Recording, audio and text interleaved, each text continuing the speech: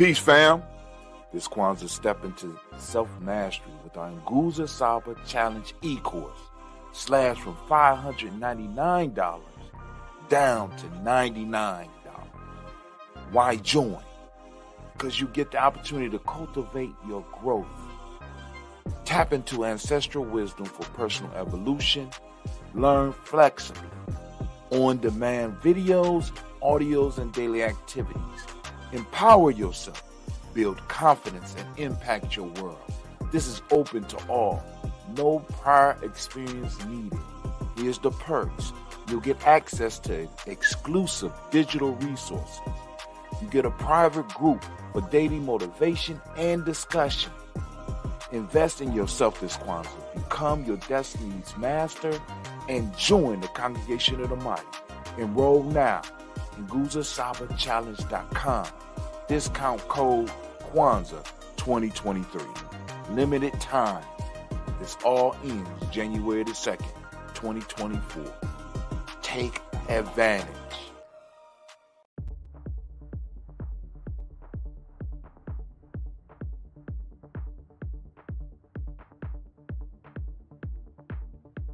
In a realm where ancient trees whispered age-old secrets and rivers flowed with the wisdom of ages, there stood a village guarded by the spirit of unity and understanding. In this village lived a young warrior named Kofi, whose heart was a cauldron of courage, but whose mind was shrouded in the mist of uncertainty. Kofi sought the light of wisdom, the guiding flame that would illuminate his path to lead his people. Under the gaze of the moon, Kofi approached the elders, venerable sages who had walked many moons on their own journeys of enlightenment. Elder Amara, with eyes reflecting the depth of the skies, spoke gently. Kofi, your quest for wisdom is a journey towards the flame of Kwanzaa, a sacred fire that burns at the world's edge.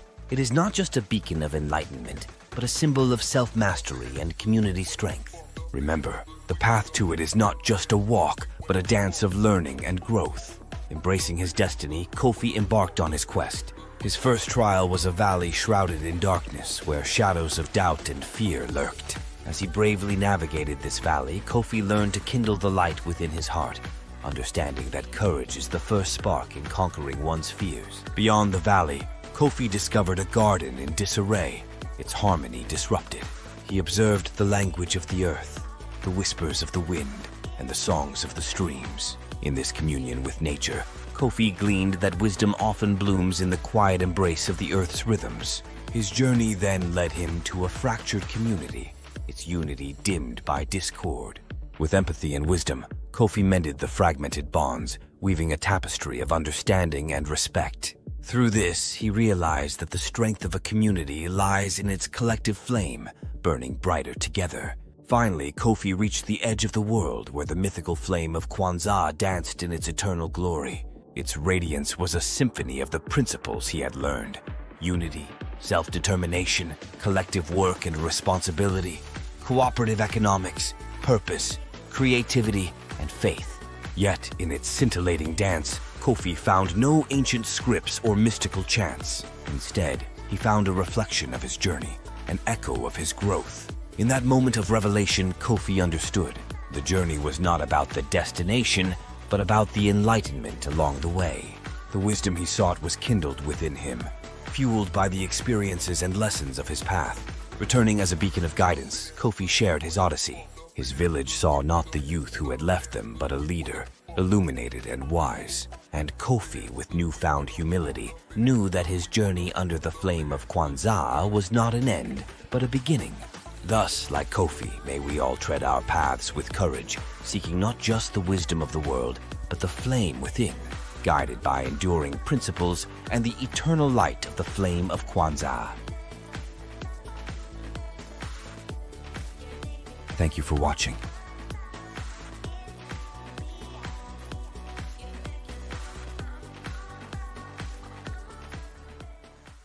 As the year draws to a close, we approach a time of reflection and celebration with Kwanzaa. More than a festive holiday, Kwanzaa is a profound journey of cultural and personal discovery, connecting us to our African heritage and guiding us towards communal empowerment and self-mastery. honoring our African heritage for personal growth. Kwanzaa is an invitation to jump into the rich traditions and values of our African culture. It's a period of connecting with our roots, understanding our history, and drawing inspiration and wisdom from our heritage. This exploration is pivotal in our personal development journey, offering lessons and strength that guide us in self-mastery. Fostering unity and community strength. Central to Kwanzaa is the principle of unity, umoja, reminding us of the strength found in collective bonds. It's a time when we come together, reinforcing our connections and working towards shared goals. By fostering unity, we not only uplift our community, but also find support and motivation for our individual growth paths. Reflecting on the 7 principles for personal mastery, the Nguzo Saba, or the 7 principles of Kwanzaa, are powerful tools for personal and community development.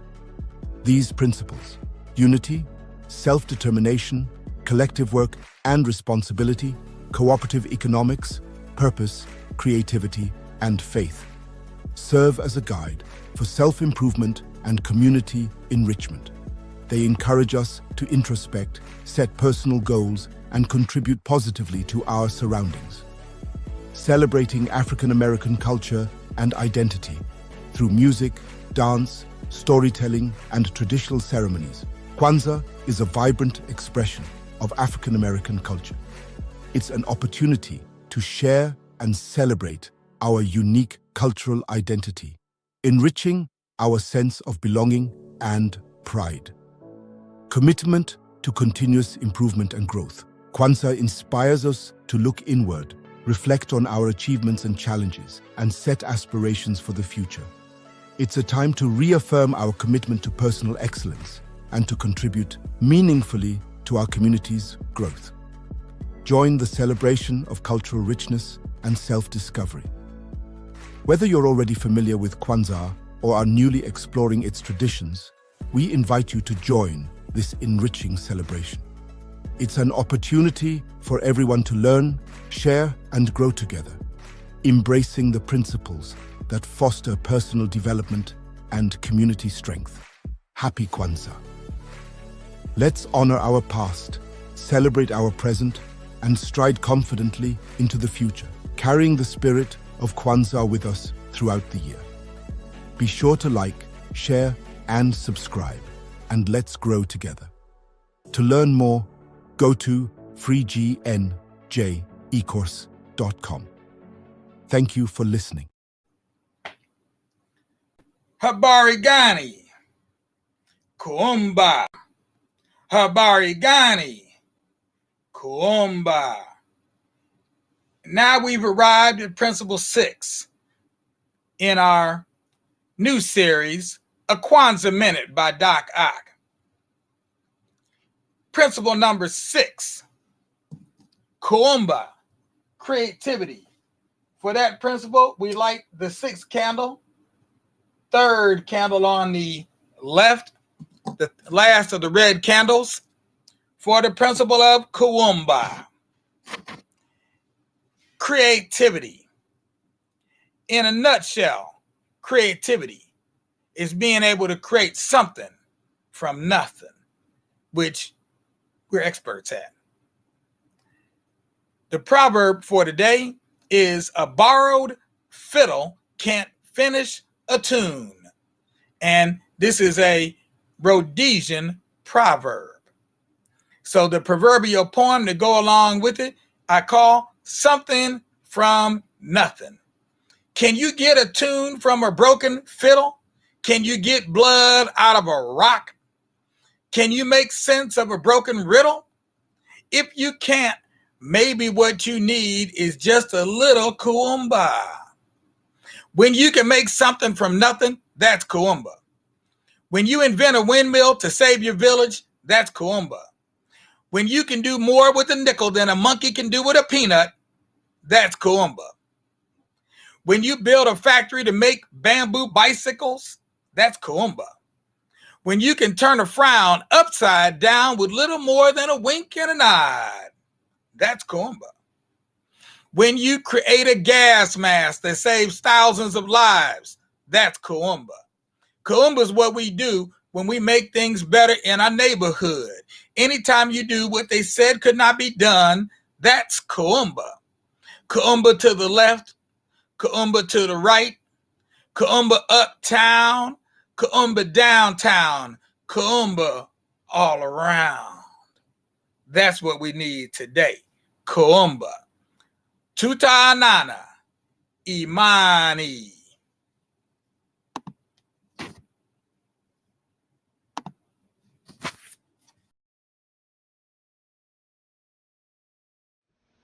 Hello, I'm Congresswoman Joyce Beatty, and I am honored to participate in your program today that celebrates African heritage. Also, I want to acknowledge all of the board members, current and past, for their work in the long, rich, and winding historical trail of the Tawi family village, and to Miss Emily Bailey, who helped coordinate today's event. Thank you. When I think of how Kwanzaa began in the 1960s, based on ideas borrowed from an ancient African Swahili 7-day-long harvest celebration, I could not think of 7 better principles that are needed as we face so many injustices in our nation, in our state, and right here at home. As you know, Kwanzaa has 7 principles that span from umoja, which means unity, to imani, which means faith. Here are my thoughts on how important unity and faith are to me and my work in Congress. In some of the most contentious times, and in the midst of discussing some of the most divisive topics and working with colleagues' varying views, it is unity that will help us get to the finish line. It is through our faith that change, opportunity, and equality will come. So in the spirit of this first day of Kwanzaa, unity, we must not give up. Collectively, we must push through trying times while supporting one another and coming together as a community. It is time to create and demand change, to speak in one voice and reflect on the blessings of our culture and honor our history and our ancestors, because divided we are weak, united we are a force. My career success as a proud HBCU graduate, businesswoman, college administrator, Ohio's first female Democratic House leader, United States Congresswoman, and now chair of the Congressional Black Caucus, was aided and guided by many of the 7 principles of Kwanzaa, commencing with unity. I think about how throughout history, unity has been a guiding force in voting rights, civil rights, jobs, fair housing, health care, and justice movements. Today, more than ever, in the wake of George Floyd, Breonna Taylor, Casey Goodson, Andre Hill, and so many others, we need unity. We need unity as we fight the COVID-19 pandemic, economic and racial inequities, poverty, and racism as a national crisis. My call to action is for us to join together in unity as we celebrate Kwanzaa. So to all witnessing this day, children and adults, in the words of Umoja and Imani, we continue to unite in faith as we hold hands, hold signs, march in our streets, and yes, fight against social injustice. Unity. Happy Kwanzaa. I'm Congresswoman Joyce Beatty, and I approve this message.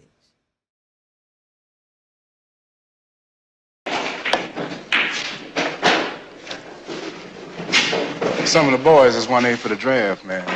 Now, what we gonna do if they get called? Go underground? Yeah. If they can beat it, they should. But we recruit every non-vet we can get.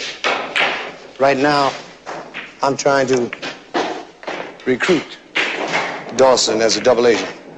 Turk, You really think we can win? In guerrilla warfare, the winning is in not losing. When you sleep on the floor, you can't fall out of bed. Then what we trying to do, man? Fight Whitey to a standstill. Force him to make a choice between the two things which he seems to dig most of all. There is no way that the United States can police the world and keep us on our ass too unless we cooperate. When we revolt, we reduce it to a simple choice. Whitey finds out he can't make either. Man, I simply just love this damn movie. This is a Giammi Journey necessity. This is a Giammi Journey movie that you have to see. If you're not watching this movie, if you're not checking this movie out, you're not Giammi Journey. You're not in the culture, family. But this movie is key, right? If you sleep on the floor, you can't fall out of bed.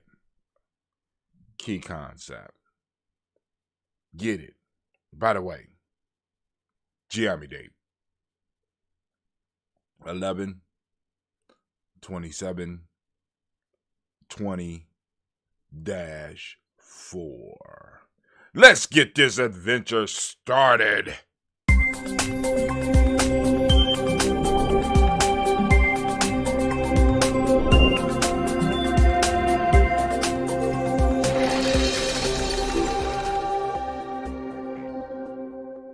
All right, family, we are now checking out a film. Of course, y'all know, I do it all the time, but it's The Spook Who Sat by the Door, created, I think it was released on September 21st, 1973, created by a brother by the name of Sam Greenlee. Now, this is a pivotal story for those of us in Giammi Journey. Why? Because the ending is incredible. The story for me has always been incredible because it talked about the possibilities of what happened when a group of black folks get together and decide to determine their own destiny. Now, that's the power of it. But how can I use this in my framework, Brother Houghton? Because racism is not a big thing for me right now, and I'm just trying to advance in my career. So, this scene has two major components. First off, it talks about guerrilla warfare. They say in guerrilla warfare, the object is not to lose. Winning is in not losing. So now, as long as you are putting out your brand, you are putting up your advertisements, you are putting up your content, you're doing what you are supposed to be doing, family, you are winning. Right? You might not have as many viewers as you want, but you are winning. You know what I'm saying? But you got to have the content out there. You have to be fighting, right? Guerrilla wars are fought by individuals who are committed to a cause, and they go out and they say, boom, I can't beat this individual straight up by going up and facing them one-on-one and, I'm attacking them. So I got to hit, and I got to hit and hide and aggravate them and get them to do stupid things. And in many cases, this is how we got to deal with the media landscape that we are in, right? The internet has been given to us, and we have to be able to throw out content that will spark the minds of those people who think like us, right? And in being able to do that, you know what I'm saying? And you still being able to do that after a certain period of time means that you're not losing. If you are able to put out your content, you're not losing, right? Now, but what we have to do is come up with a structure so that we could go and learn how to put it out so that it could hit as many people as possible. And the only way that you can learn that is through trial and error, experimenting. Because even when you take these expensive ass classes, because some of these classes are expensive, a lot of people start at $1,000 to help you out with what you're doing, right? They're gonna pull $1,000 up out of you, right? But the piece is, even when you take these classes, if you are not active, if you are not using the tools, if you are not identifying your specific niche, your niche, you will always end up losing and feel like you're not making progress. But if you are able still to stream, if you are able to get up and do your stuff on a regular basis, you are winning. Because in guerrilla warfare, and winning is not losing, and you're not losing. So you're still able to put up content for now. All right, so the next piece on here, which is the most important piece because this is the piece I stress. He says that when you sleep on the floor, you can't fall out of bed. Now, I want y'all to think about this, right? Because this is that hard living that many of us that believe in what we're doing, but nobody else necessarily believe in what you're doing. You have to get out and you have to do. You have to get out and you have to go on and promote your brand, promote your tribe, and build it. Even though other people might be looking at you like you crazy, right? Even though you may be living hard, you're going to have to downsize like I had to do here at Journey.media. You have to downsize in order, you know what I'm saying, so that you could do it, because you can't, I don't got nowhere to fall. I'm sleeping on the floor. You know what I'm saying? And what's crazy about this philosophy from this movie is that I lived my 20s and my 30s like this. I always slept on the floor. You know, I was just like, I thought it was about being hard, but no, it's a mind state. If I'm already at the bottom, there's nowhere I could fall. So fuck it. Let me put my shit out here. If I'm already at the bottom, why am I holding all my ideas? Many of you holding your ideas like somebody waiting around to steal them. And even if they steal your ideas, you can find a way to make a come up off of it if it was really your idea. Right? You're sitting on gold mines. I look around me all the time, and I try to remind some of the elders and some of the young people and some of the nation builders and people my age, I try to remind you are a wealth of knowledge. You are a gold mine. I'm looking at a gold mine, and you sitting up here just allowing the gold to stay up on the ground. You're not bringing it up. So what we have to be able to do in what we in our brands is to bring those individuals that we find at our gold mines. They might not even know that they're gold mines, and help them start discovering who they are. And that's what we are here for at GIB Journey, to help you discover the gold that's lying in you, to help you discover the oil that's lying in you, to help you to discover those hidden minerals and those hidden gems that can be turned into wealth. Right? Because you already on the floor. You're already sleeping on the floor. You can't fall out the bed. So when you already at the bottom, what the fuck you got to lose by trying to do something? Trying to expose the world to how you think. You know what I'm saying? What separates how you see the world from how Elijah Muhammad saw the world? What separates how you see the world from how Martin Luther King and those that was involved in the civil rights movement, or the Black Panthers? What separates it? You know what separates it? You being quiet, right? You sleeping on the floor, suffering in silence. You're sleeping on the floor with knowledge in silence. You're sleeping on the floor knowing something that could benefit the world in silence. That's what separates you. Elijah Muhammad had an idea that could change the world. Martin Luther King and the civil rights movement, those individuals involved in the civil rights movement, had an idea that could change the world. Black Panthers had an idea that could change the world.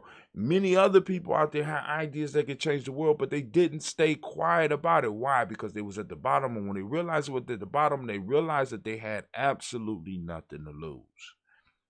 Family, I'm trying to stress the fact that most of us have absolutely nothing to lose. Most of the lives that a lot of us are living, and I know this is going to hit some people in the wrong way, most of the lives that we are living are built on illusions.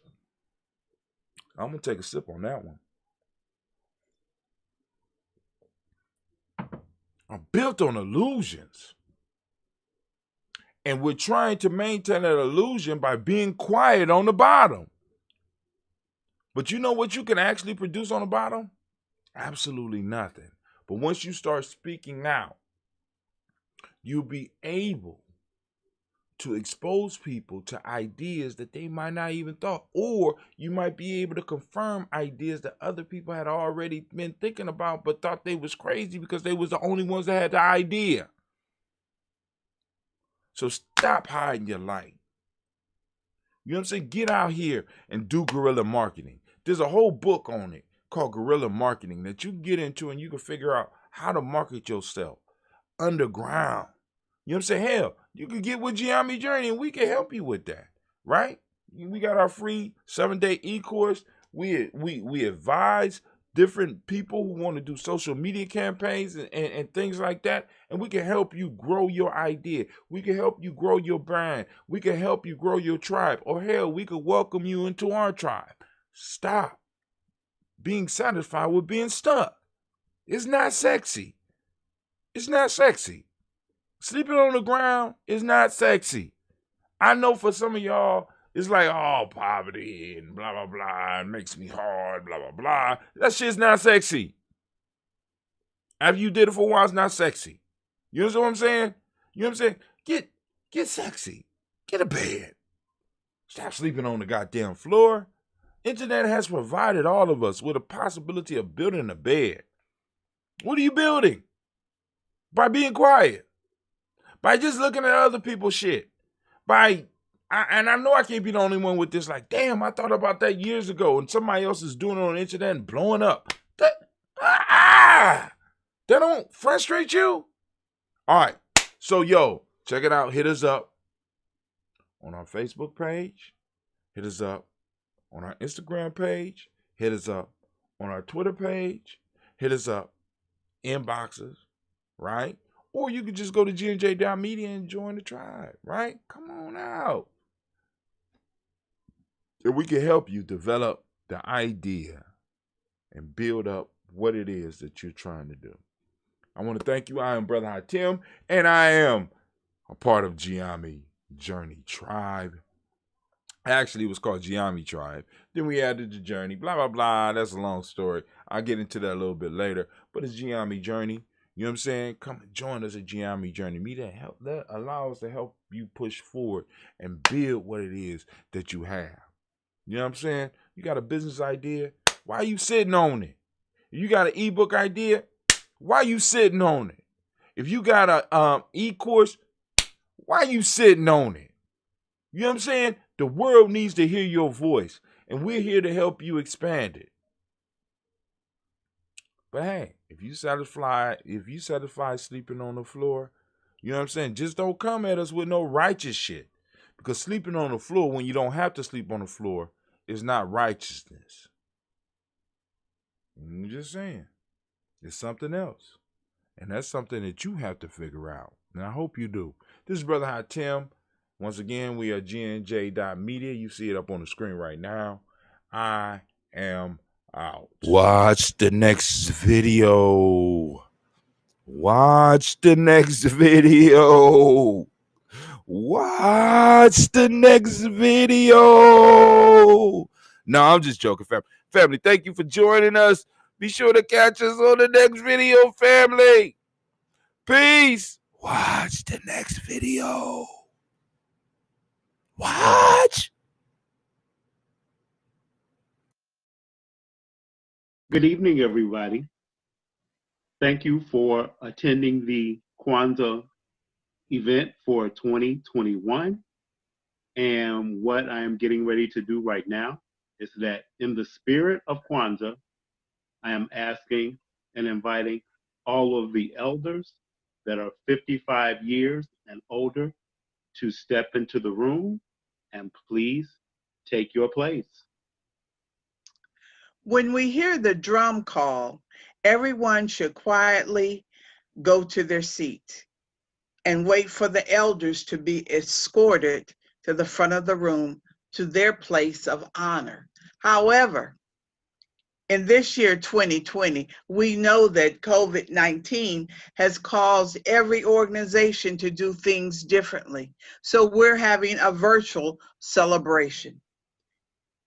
An elder is anyone older than 54 years, and we honor them by asking them to come to the front of the room. But because we are virtual, we're asking our elders to make sure they are attending the Zoom celebration with us.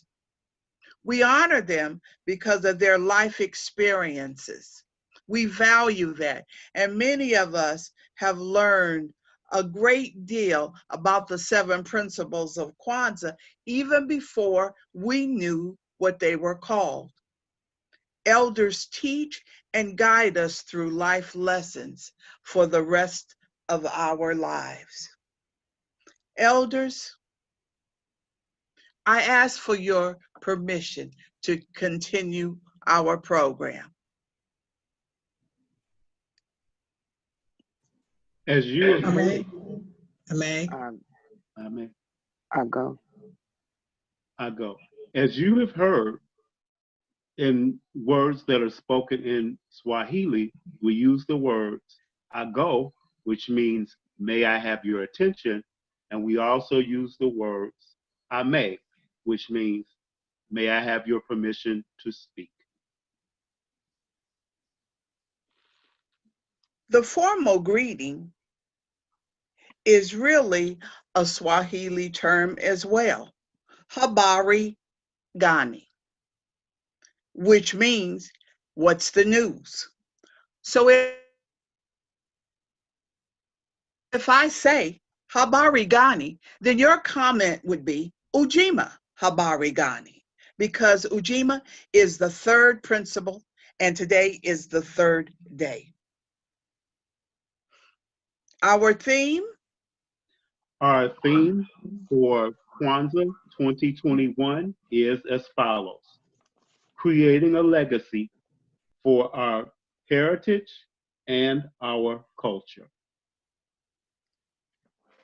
As you know, our African beliefs and practices are in constant change in the world we live in today.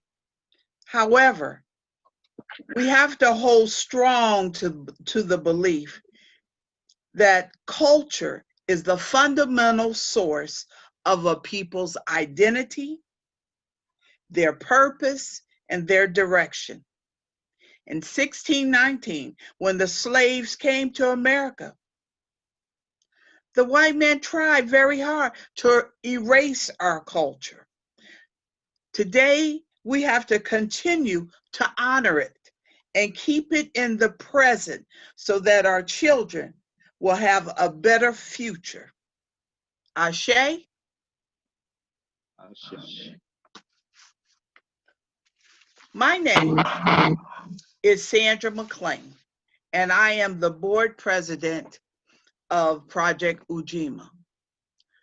I am also a retired educator from the Akron Public Schools. My other volunteer effort is with the Alpha Kappa Alpha sorority. I am a Silver Star and a life member of that organization, and my sisters know that I love them dearly. And now I would like to introduce you to my Mr. of Ceremonies, Mark Foster, and he'll tell you a little bit about himself. Hello, ladies and gentlemen, and happy Kwanzaa. My name is Mark Foster, and I am a member of Project Ujima, and it is an honor and a privilege to be working with Ms. Sandra McLean on the program this evening. Thank you.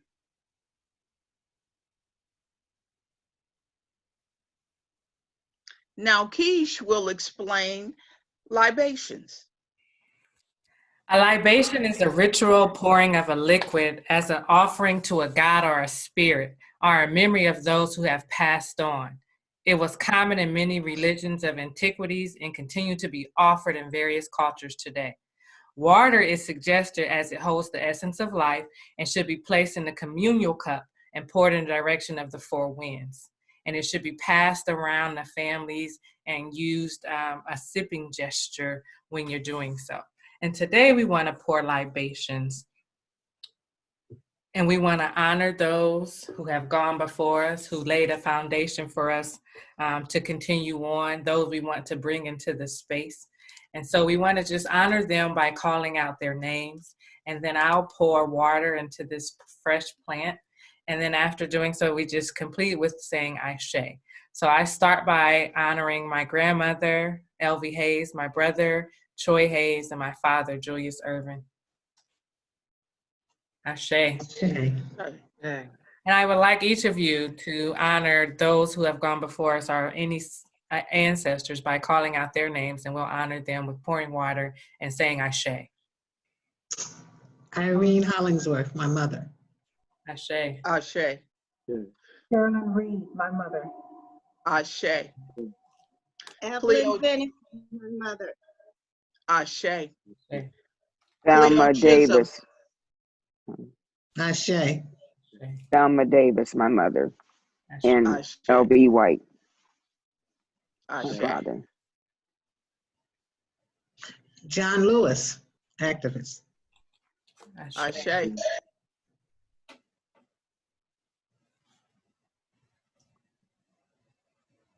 Fannie Lou Hamer. Ashe. Ashe.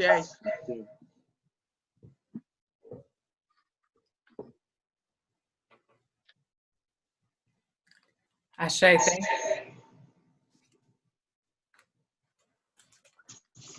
And now my sisters will come forth and bring you some food for thought. Thank you, Sister Sandra. And we will bring you food for thought. My name is Gwen Gamblin, and I also am a sister of Sandra McLean. I am. Can't hear you.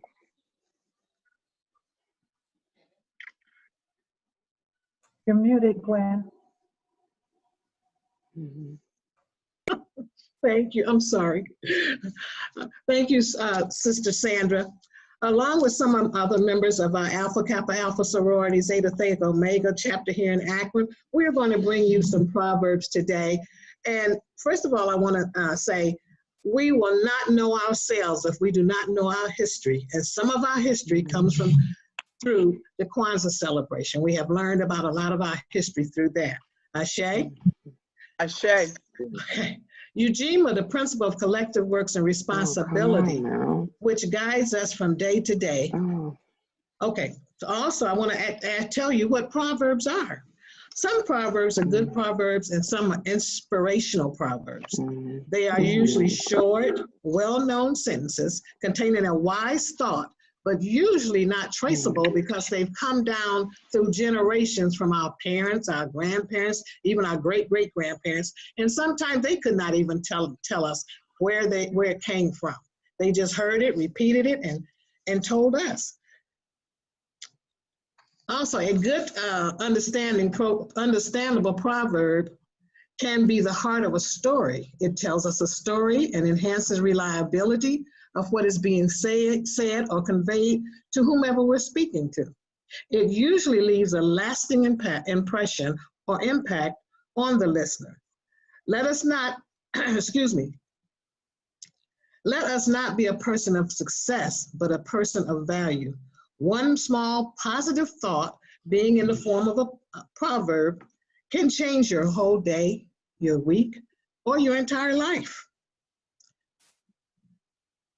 Sometimes when one states a proverb, it's usually start us by thinking positive, as said before, and we try to keep the proverb and their meaning in our culture. So therefore, our children will hear the proverb. They may take it down to their children. So let's keep the proverbs going as we have done so far. Also, adhering to the principle of Ujima means to build and maintain our community together and make the problems of our sisters, our brothers, our sons, our daughters, let's make them their problems our problem. And we need to work together to help solve those problems. Help our young people, all our people, to rebuild our community. This is one of our responsibilities of the community. We see crime on a daily basis.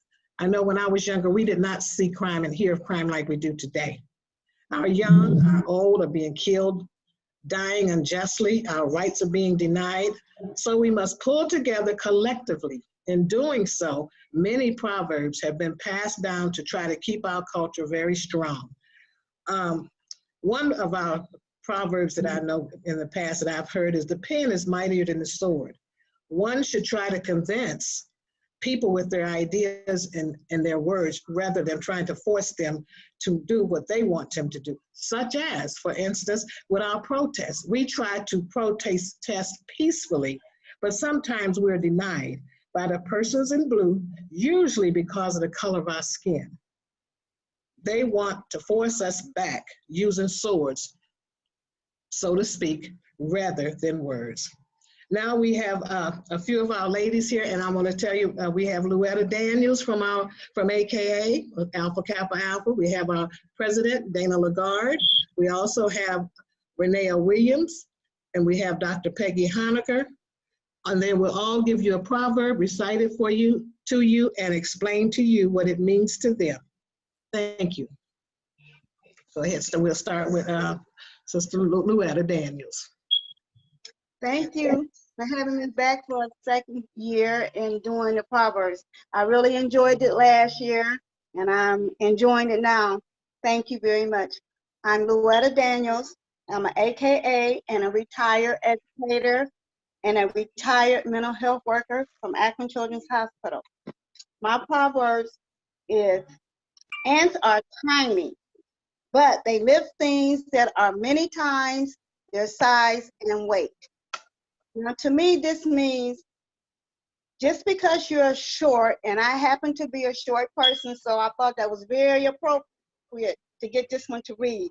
I am under 5 feet, and just because I cannot reach things, I do not let it bother me. I get a ladder, or I'll get something that I can stand on that's going to be sturdy and reach up to get it, or ask someone to help. I do not let my height stop me from doing anything. Never have. Matter of fact, I don't even think that I am short until I'm standing next to somebody that I think is short and they're taller than me. And I'm like, wow, I guess I am kind of short there. And when it comes to weight, if I can't lift anything that is heavy, I'm going to ask for help. I got my sisters to help me with the AKA. I got family members that can help me. I am not too proud to ask for help, nor am I too selfish, not at all, to give help. If I see someone that needs help with something, I'm going to be the first to go up there and help them. Not ask them if they need it, I'm going to do it. And then I always know that God said he will never leave me nor forsake me. And I know that I can do all things through Christ who strengthens me. Thank you. Good evening, I'm Dana Lagarde, president of the Zeta Theta Omega chapter of Alpha Kappa Alpha. My proverb today is, make a bed for the children of other people in the place where your children sleep. Let me repeat that. Make a bed for the children of other people in the place where your children sleep.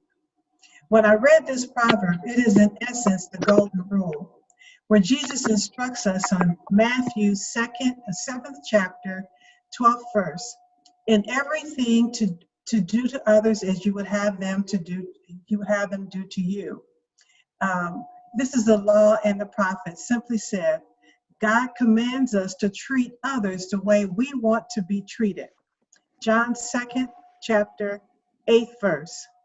If ye fulfill the royal law according to the scripture, which is thou love thy neighbor as thyself, ye do well. After reading this proverb, it is not speaking of a place or a location, but it is how we treat others. If we show the same love, consideration, and patience to others as we give our loved ones, what a wonderful and different world we will find ourselves. What if every teacher taught each child as if they were conducting a lesson for their child or grandchild? What if every nurse cared for all patients as if they were aiding their mother or father? And what if every police officer approached every vehicle as if it was their loved one sitting behind the wheel.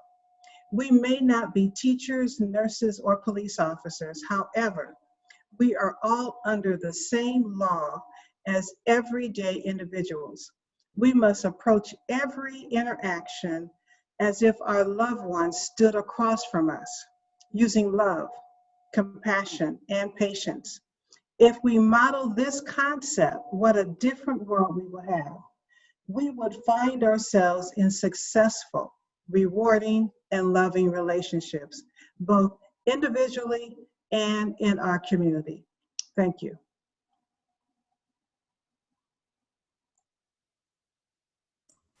Hello, I am Renia Williams. I am the principal of Barber COC with Akron Public Schools, and I too am a member of Alpha Kappa Alpha. My proverb today is, what is looked for by many will have a finder. The word will in this proverb is an operative word that enforces the Lord's Prayer stating, thy will be done. The word will is definitive, not helpful, not wishful. Will is a word of action, a verb that is definitive. Will states things will happen. It's the belief our ancestors have held since 1619. It confirms the word Imani, one of the 7 principles, meaning faith. In our culture, we have faith and believe with our hearts in our people, in righteousness and victory of our struggles. We will overcome social injustice. We will overcome our struggles. We will have equality. We will be successful. We will.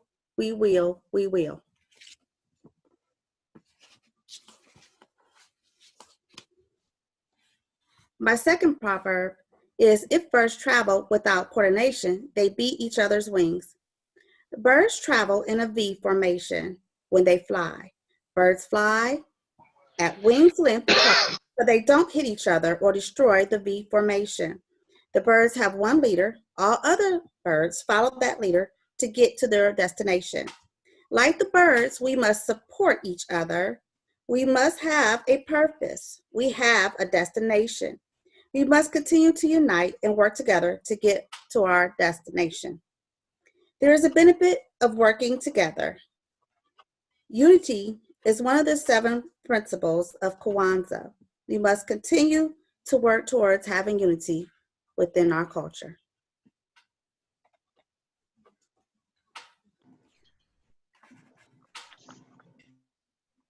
Peggy, are you there? Hello. Okay, we can My hear name you. is Peggy, Dr. Peggy Honaker. Thank you for asking me to, I'm honored to be a part of this program this evening. My proverb is, first of all, I am a retired teacher from the Akron Public Schools, having taught at Schumacher and also worked at the University of Akron as an associate professor. My proverb, when minds are saying that which is far off will come. My interpretation of this proverb means when we're on one accord and together and all together, we work collectively and responsibly, we can get the job done sooner and it won't seem so far off. In Proverbs 16:32, it states, undisturbed mind and heart are the life and health of the body, but envy, jealousy, and wrath are like the rottenness of the bones. And this is also in James 1:19. God wants us to love one another, and that is one of our first prerequisites for learning how to be alive today. We are to each one reach one and help one another as we lift as we climb. And the principle, the 3rd principle of Kwanzaa, Ujima, does translate into collective work and responsibility. And we cannot work alone. No man is an island. We have to work together, and that's what we do I do that alongside of my sisters in the sorority, Alpha Kappa Alpha Sorority Incorporated. But we also have to learn how to love one another and work together. That is the essence of our minds being on one accord. So we come together, we work together, we help one another, and nobody is more important than anyone else. We lift as we climb. Thank you. Thank you, ladies of Alpha Kappa Alpha Sorority Incorporated. We have one of our members missing tonight, so I'm just going to give you her proverb. And her proverb was, when spider webs unite, they can tie up a lion. I've always thought if you work together, you can usually accomplish what looks like an impossible task. As in an organization or at work, when you form that team concept, things will be much easier for all involved. If all the spiders put their web together, or all people, and unite, they can catch that big lion because they are strong enough. Just recently, within our sorority, I was challenged with completing what I thought was impossible in the time frame I had been given. But 6 of us divided up the task, and lo and behold, we completed it with time to spare. Great teamwork with an awesome team. We spun that web. So this is the end of our Proverbs, and as you see, all the Proverbs express love, togetherness, and helping, and teamwork. And without teamwork, without togetherness, helpfulness, and love, things are difficult to do. So we want to continue with that. And as we continue also, one of our missions are, as we go forward today and tomorrow, is service to all mankind. So with this, I would like to say thank you again to all the sisters of Alpha Kappa Alpha, and I'm going to turn this back over to my other sister, Miss Sandra McLean. I go. Ashay? I may. I'm sorry. Hey, I was going to add a note. I'm between 2 calls right now. A tech call for the Kwanzaa statewide thing and your call. Only thing I would ask you, young.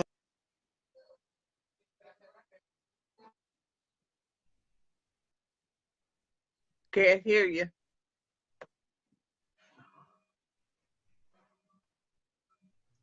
I can't hear him.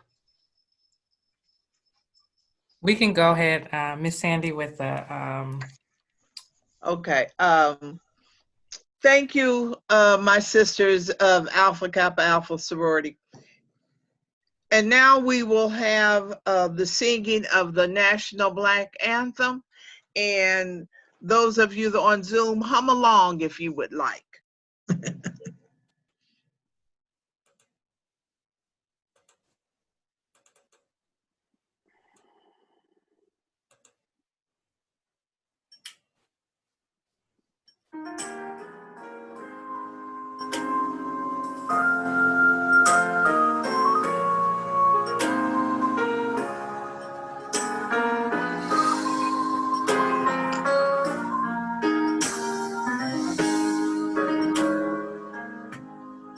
Lift every voice and sing till earth and heaven ring.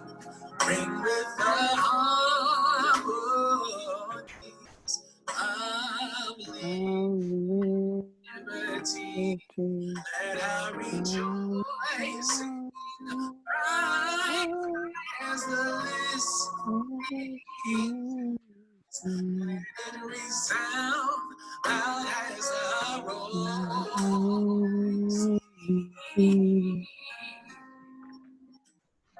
Sing a song full of the faith that the darkness has taught us. Sing a song full of the hope that the present has brought us. Facing the rising sun of our new day began.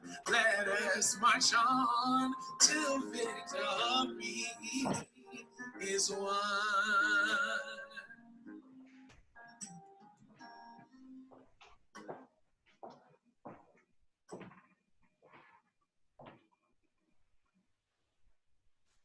Just say something. She gonna love it. That was beautiful. Thank you very much for that rendition of the Black National Anthem.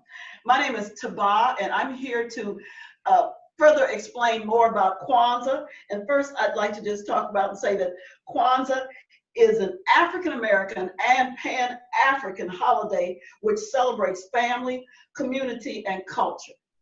Celebrated from December the 26th through January the 1st, the origins of the first harvest celebrations of Africa it takes its name from a longer name called Matunde ya Kwanzaa, which means first fruits in Swahili. And Swahili is a Pan-African language that is spoken by more people across Africa than any other language. Kwanzaa was established in 1966 in the midst of the Black freedom movement, and thus reflects its concerns for cultural groundedness and thought and practice. It was created by Dr. Malana Ron Karinga. He was a professor of Africana Studies at California State University. And he had an organization in Long Beach, California. He had an organization called the Organization US. They were the founders of Kwanzaa in 1966. And he's a scholar, activist who stresses the indispensable need to preserve continuity, revitalize, and promote African American culture. Finally, Kwanzaa then is a time of ingathering of the people to reaffirm the bonds between them. It's a time of special reverence for the creator and creation of beauty and creation. Third, it's a time of commemoration of the past in pursuit of its lessons and in honor of its models of human excellence and our ancestors. Fourth, it's a time of recommitment to our highest cultural ideals in our ongoing efforts to always bring forth the best of African cultural thought and practice. And five, it's a time of celebration of the good of life and existence itself, the good of family, community, and culture, the good of the awesome and the ordinary. In a word, the good of the divine, natural and social. And as you can see, I've set my Kwanzaa table, the symbols up, and I'd like to just go over them. I know that with all that's here, it's hard for you to see the very first symbol of Kwanzaa, and there are 7 symbols, and then there are 2 supplemental symbols. And the first one that we should put down on our table, and if you can, the best Kwanzaa table is one that's kind of lower to the floor. And the first thing that you put down on your table is your mat, or the mkeka. And the mkeka is symbolic of our tradition and history, and therefore the foundation on which we build. And everything else then is put on the mkeka, the mat. The next thing you want to put on your mkeka is the kanara, or the candle holder.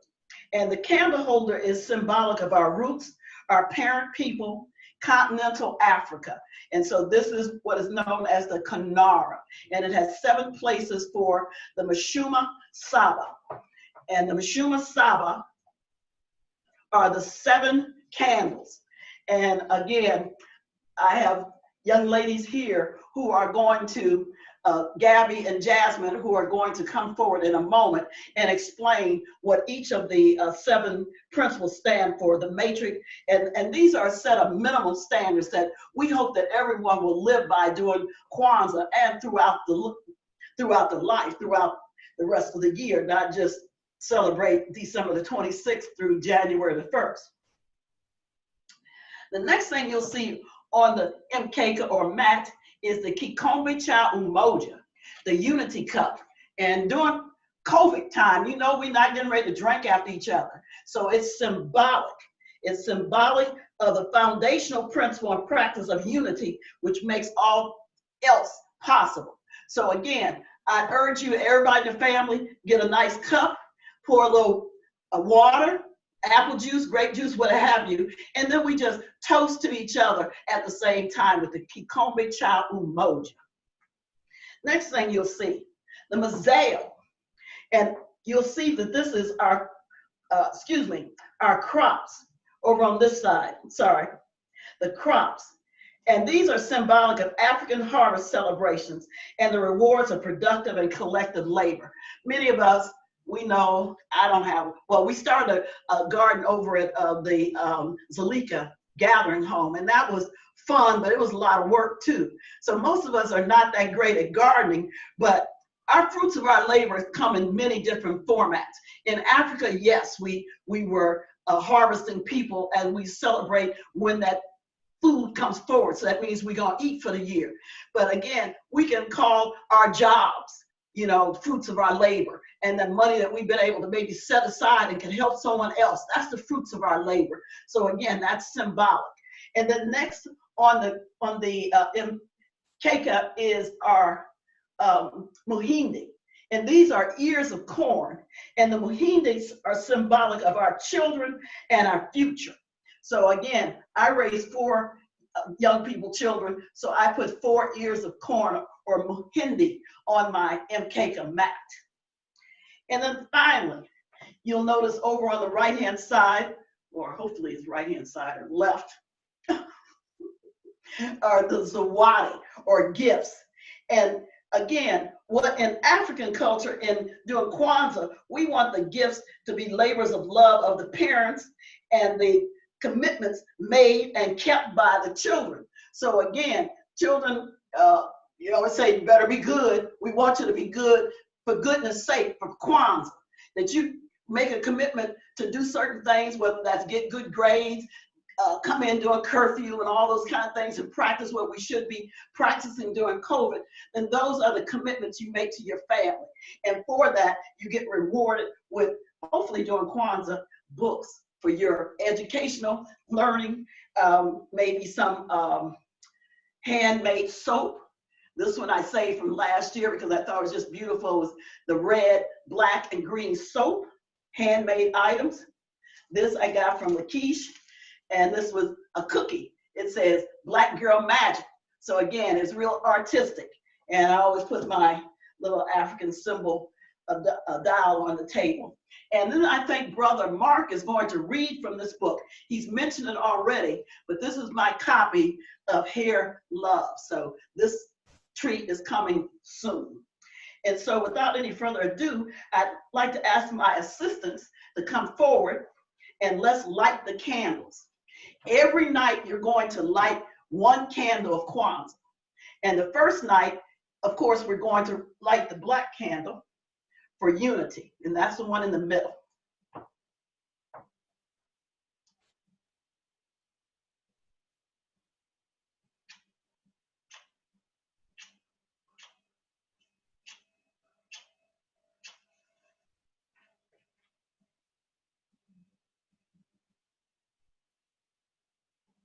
Okay. Night number 2 is Kujijakalia, and it's our first red candle. Get another one.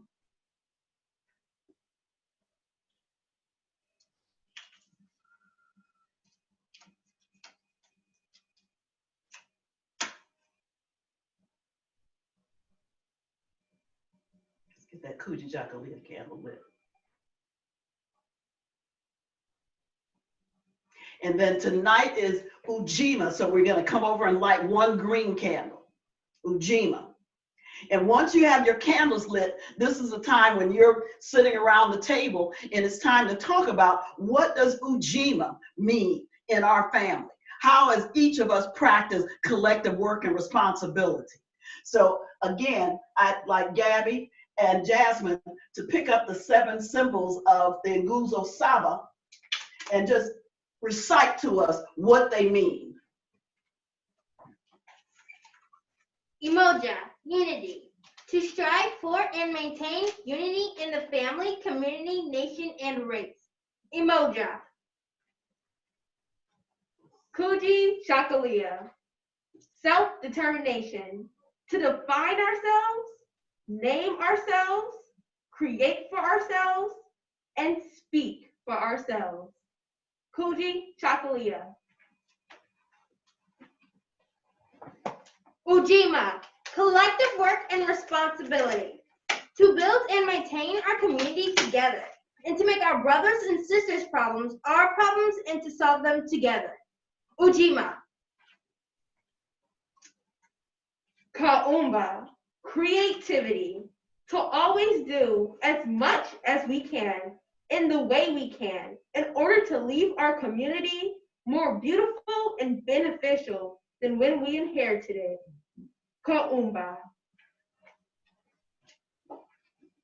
Nia. Purpose. To make our collective vocation the building and developing of our community in order to restore our people to the traditional greatness. Nia. Ujima.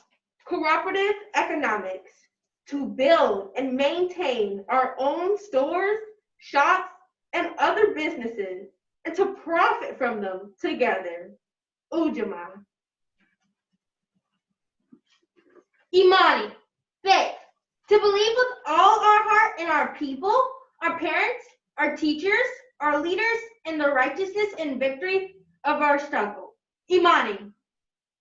Thank you, Gabby and Jasmine. Gabby and Jasmine are the daughters of our vice president of our board of directors, Chris Faulkner.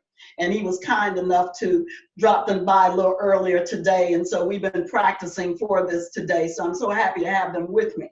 What I forgot to mention, you probably noticed right out front, and that is one of our supplemental symbols of Kwanzaa, and that is the Bendera.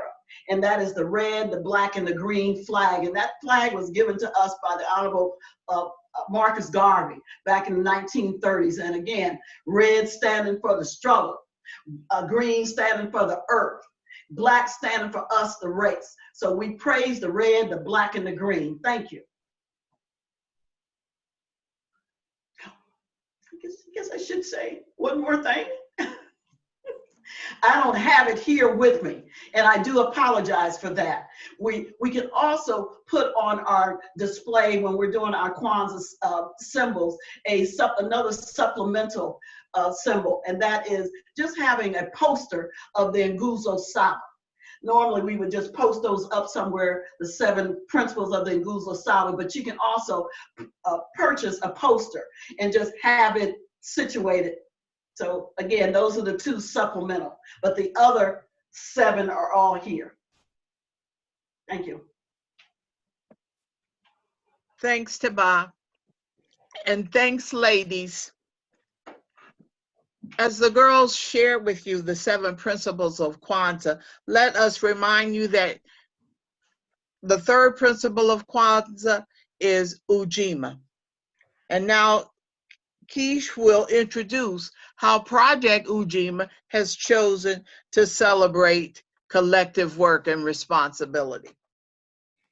Thank you, Ms. Sandy. Thank you, everyone, for joining us tonight. Thank you for our partnership with Alpha Kappa Alpha Sorority Incorporated. We definitely appreciate you for jumping in with us and doing this for the community. And so Project Ujima, we chose to honor this day, collective work and responsibility, because, well, one way we chose to honor is just to honor someone in the community who exhibits collective work and responsibility. That's part of our name.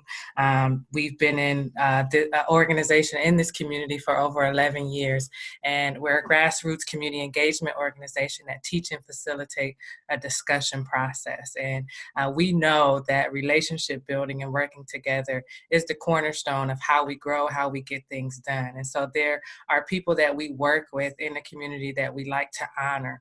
And so one of those people tonight is Tyron. He is a member of this community, and he dedicates his time tirelessly to continue to bring arts to our community and to continue to work with small nonprofit organizations like our own. He's always keeping us in the forefront in the mind and helping us raise funds, which isn't an easy task, right? And so tonight we wanted to bring Brother Tyron to you this evening and honor him with this plaque that's named after our co-founder, Crystal L. Jones. And this is the Crystal L. Jones Collective Work and Responsibility Award presented to Tyron Houston 2020. And so we thank you for your work in the community. We honor you for your work and partnership that you do with Project Ujima. And at this time, we would like for you to share a few words, if you will, about a little bit about youth, and then some of the work that you do. Hey, absolutely. This is a big surprise. I didn't know this was happening until tonight. So again, as you heard, my name is Tyron. I'm a playwright, I'm a writer, an actor. I just like to do, creative things and keep my hand in anything that involves storytelling. I heard a quote earlier tonight that said, the pen is mightier than the sword. If we can write those stories and write who we really are and what we really stand for and what we represent, that will speak much louder to the world, and that'll be much more valuable if we can pass that on. So that's always kind of been my feeling. And I don't want to make myself sound too grand or anything. I also just like to write stuff that's fun and adventurous. I'm not, somebody who's all big and successful. I still live here in Akron. I still have tons and tons of stuff I'm trying to make happen. But I've been able to do some small plays and some small things in the community. And it's just nice that Ujima has recognized me. I was not, was not expecting that, or wasn't asking for it, or wasn't hoping for it. But I really mean that it is very, very humbling. And I don't say that just to be political, because that would be the appropriate thing to say, right? No, I really mean it. It is really humbling that just me doing what I felt was the right thing, what I felt kept me principled, which was by, trying to give and be a part of Ujima, that to them, that meant something. Because to me, they mean something. So to see that there's a mutual respect there, that means a lot to me. So once we get off here, I'm gonna update my resume. I'm gonna take my little University of Akron degree off of there. I'm gonna put that Ujima says I'm okay, because I think that speaks a little bit louder, to be recognized by the people whom you live with. So that's a good thing going forward. The people, you may talk a good game, but the people who hear you talk, what do they have to say about you? What do your neighbors have to say about you, the people you work with? So that's why this means so much to me. And again, I say thank you very much. Thank you. Thank you. We turn it back to you, Miss Sandy and Mark. Thank you, Keish, and congratulations, Tyron. And now we'll have some cultural expressions. First will be Vivian Taylor with a poetic expression, followed by Mark Foster with a book reading called Hair Love. Good evening, everyone. It's such an honor to be here at one of my favorite orgs that I love volunteering at. That has helped shape me as a social worker and as a fellow Black woman. So the theme tonight is collective work, and that is exactly what my poem, Collective Work and Responsibility, is about. It's my responsibility to show up for members of my community, which is Black, Black, Blackity Black. So through trials and tribulations, just know I got your back. So if sis needs money to make rent for her seats, I'm cutting the check for no questions asked. If bro needs a job, I'm lending my network to get him to work. If your cousin needs a recommendation, I'm putting my pen to paper without hesitation. Because I want my fellow sis to level up like Sierra. Want to see my brothers move on up like the Jefferson in that penthouse apartment. To the young kinfolk, I pour out my words of wisdom without shame or judgment. Just planting seeds that will one day bloom into the next Obama, Ida, or Whitney Young.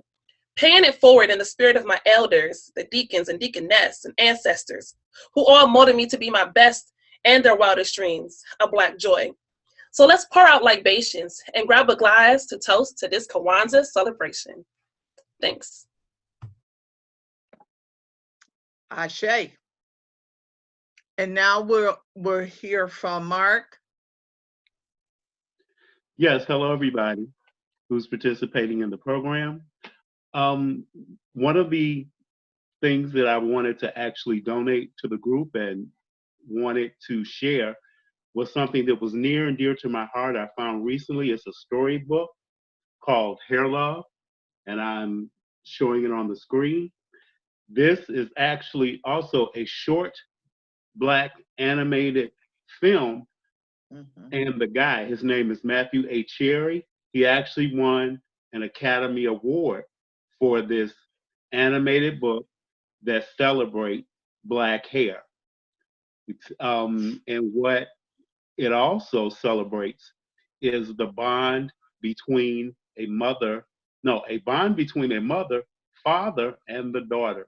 Because this time, the father is actually working on the little girl's hair for a special event that she has at school. So I'm going to read you a small excerpt of the book and want to encourage anybody who wants to give it to their daughter or even give it to their son to allow them to embrace their natural hair. So here's a bit of the excerpt from the book, Hair Love. Zuri's hair lets her be her. Its coils and kinks to perfectly match a princess or a superhero. And I will end by saying sometimes love looks like braids, puffs, and twists. Thank you so very much. And I turn it back over to Miss McLean. Thanks, Mark. You're welcome. This has been a fun-filled educational evening. And as we come to a close, there are some thank yous that we would like to say. So Mark, you want to thank our partners and those that are participating? Yes, I will. I would definitely like to send out a special thank you to Project Ujima. I would also like to thank the women of Alpha Kappa Alpha, and I would also like to thank the Akron Kwanzaa Committee. Thank you guys so very much for your help, your time, and your effort. It is definitely appreciated, and it was an honor and a privilege to get a chance to work with you. And now, before we do our Asifa praise, we have just a few announcements. Number one, today is the third night of Kwanzaa, Ujima. Tomorrow will be night number 4, cooperative economics, which is Ujamaa. And it will be shown as well on the official Akron Kwanzaa Facebook page. Or you can also find it on G&J Media website from 6 to 8. Now, don't forget those, everybody. The other thing I'd like to encourage, if by some chance you are looking for a place to volunteer your time, please think about Project Ujima.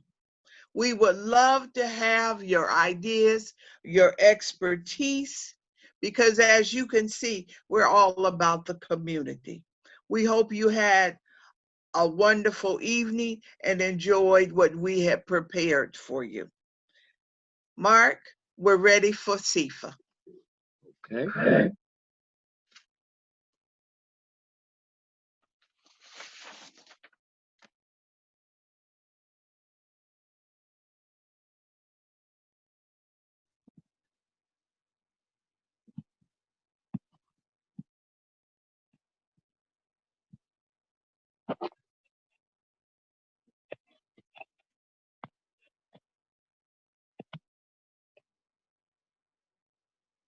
May we always remember those who have gone before us. May we be inspired by their vision and their valor. May their lives continuously remind us that service is more important than success, that people are more important than possessions, that principle is more important than power. May whatever we do be shaped and molded by honesty, competence, and commitment. May our children and our children's children carry forth with pride the nobility of our history and traditions. To the Creator of all of us, we dedicate our lives to make the world better and more beautiful. Ashe. Ashe. Ashe. And now, as we close out, everybody, Harambe, which means let's pull together. Let us say it together 7 times. Harambe. Harambe. Harambe. Harambe. Harambe. Harambe. Harambe. Harambe. Harambe. Good night, everyone, and thanks for joining us. Good night, and thank you. Good night. Good night. Good night. Good night. Good night.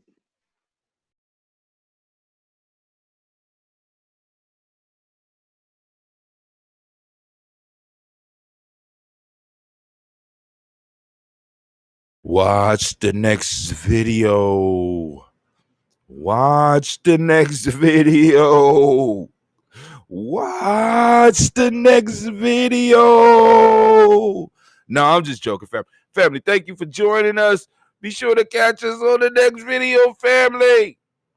Peace. Watch the next video. Watch. The problem here now is now we're learning who owns the intellectual property of black imagination now is going to be a 21st century issue. Jazz is great, but who owns it? Blues is great, but who owns it? And then if this is not capital, no wonder I can't make my own movies. Who owns the capital? If black people, if you harvest, if black people have produced so much cultural wealth in, leave sport out, just in jazz and blues and gospel and American music that goes all over the world, how come they don't have a cent of that capital in order to extend and transform and transaction the future and the present imaginative process? How come they can't finance their own movie? Why are they still poor? To me, if I even only owned Billie Holiday's music, I would make 20,000 movies. I'm sorry. So who owns the intellectual product of black people? Intellectual literature, even now, black publishers, for example. Jarima is a name that each of us need to know, and we need to sketch it in our minds. And if you have not seen the movie Sankofa, shame on you. You need to go get it. You need to buy it. Do not just watch it on YouTube. Buy it. Support this man's art and support what he's doing, because this brother changes lives, because after you see Sankofa, you will never be the same. Now let's get this adventure started.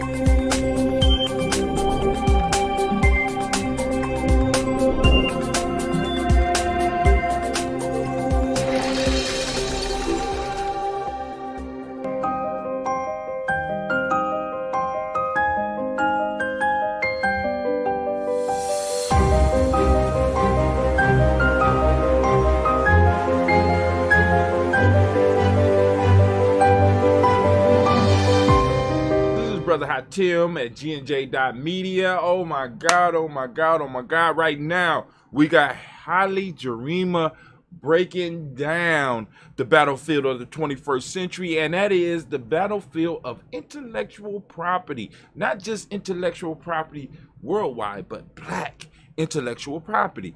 Who will own it in the 21st century? We have created tons and tons and megatons of creative products. We created jazz, we created blues, we created hip hop.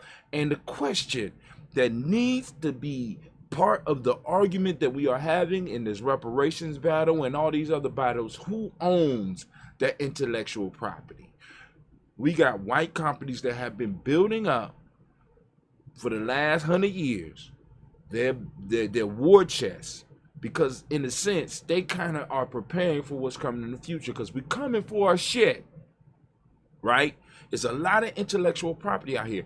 And speaking of intellectual property, who owns yours, right? Are you creating? If you are creating, then who owns yours? Have you created a brand? Have you created a tribe that can surround and not only eat off of what you're creating, but be there to protect it? Because people are coming from it, family. Because I keep telling y'all, content is king. Family, listen, a lot of y'all are sitting on these brilliant projects, these brilliant ideas, and you're just sitting on them.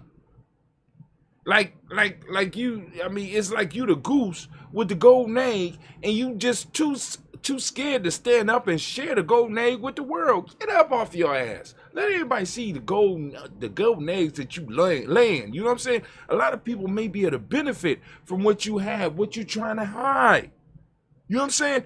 And we have to stand up not only for our own creativity, but we got to stand up for the creativity of our ancestors, because our ancestors left us a gold mine, but many of us don't realize it's a gold mine because we have been excluded from that part of the business. Family, let me tell you, right now the music industry is making billions off of the creativity of your ancestors. Right now the movie industry is making billions off the creativity of your ancestors. Right now every industry out there in some form or fashion is benefiting off of us, and we're not benefiting from the fact that they are able to benefit.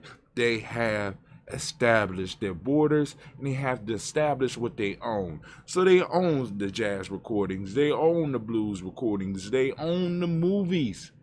Family, one, we got to wage war to get back what's ours. And then on top of that, we got to establish our borders and start protecting what we are and will be currently creating.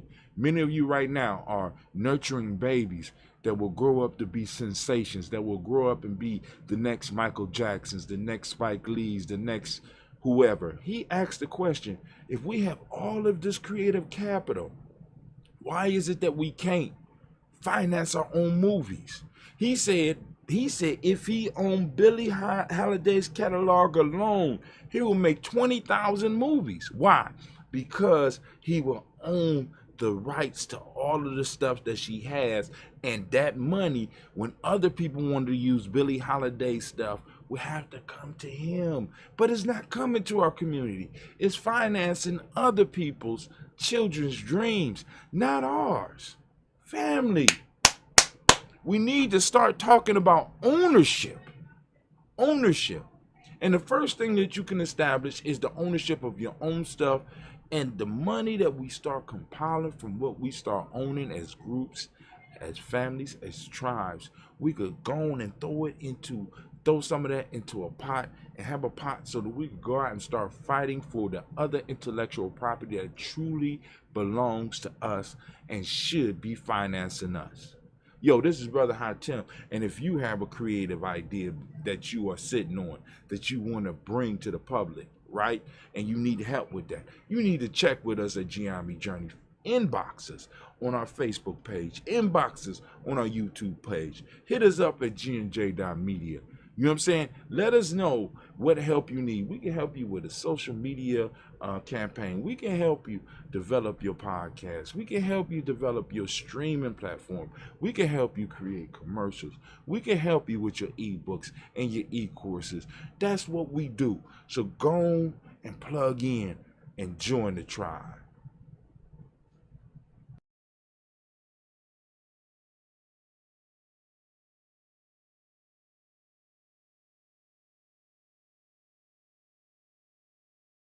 Watch the next video.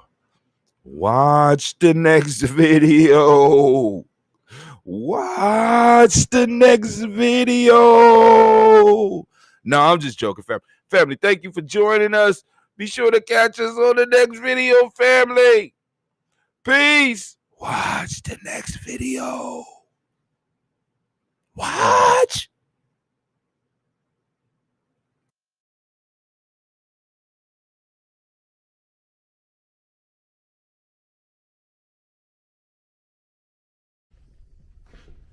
Baba Ghani, Elder West, I'm due to appearance, but I'm dealing with the COVID thing, which I'm looking at it from a point of view of learning. We're standing here at the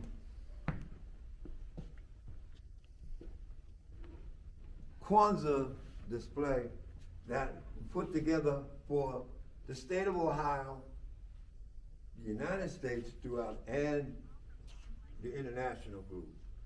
We're going to look at it from one point of view, and that point of view is an African-centered point of view that we understand it. As we came to this in the beginning, a long time ago, we understood from the European point of view of reading from left to right. That is not our way, as I understand it. Our way is the way of the universe and its movement. When we move through this display here, or this tribute, we will move from right to center, to left, and home. But we have to know where we are. We're standing what is called the South, but we're looking at it from a point of view is once I know I'm standing in the South, I'm looking north, east is to my right, and west is to my left. This is important because of the symbolism that we're talking about. The symbolism is the movement of the sun.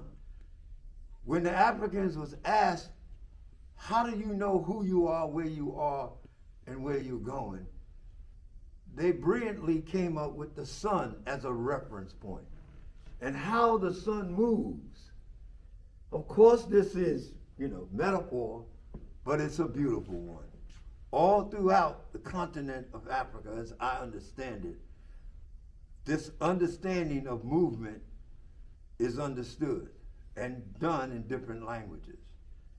Let's start at daybreak, over there in the black. It's dark, and then the sun begins to break through. And when the sun breaks through, it brings with it the message from the previous journey, which we'll get to, and there's many of those. In this particular case, the Sankofa bird is saying, don't forget. Now, of course, there's two Sankofa symbols. This is the bird for war, and there's also the one with the heart. Both of them, tell you to look back and learn from that. Here we have two real important books amongst many. Intellectual Warfare by Brother Jake Carruthers, Ma'aturu, and also Yurugu from Marina Ani. And we also have some of our local current brothers. This book by Brother Lundy. And there's others here that also talk about our connection. This one here is by Baba Mariba Kelsey, and it talks about being healthy and wealthy. And of course, that'll make you wise. Looking at the other books, it takes us further into who we are. And as we looked at the darkness and the sun coming up, down here is a case, and inside that case, we built the fire that we use for Kwanzaa. This is the 2017 Kwanzaa group right here. And from their knowledge, I'm pretty sure we moved on to the one that we have now, which is the 2021, which is totally virtual. But going back to the light, this is representing the work that is done. And we bring kindling and stuff. I can't open it because if I open it, the smell of ash and all of that will come. But from that fire, we transfer it to the lantern. But in this day and age of the tradition and reason, we also can transfer the light.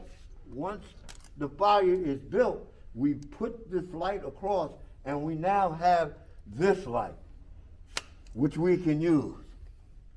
We also can use this as we move this in the fire. And this is showing that. So we say that work has to be done in order for the fire to come about. When we move now to our right, going this way, okay, to our left, we see the black drum.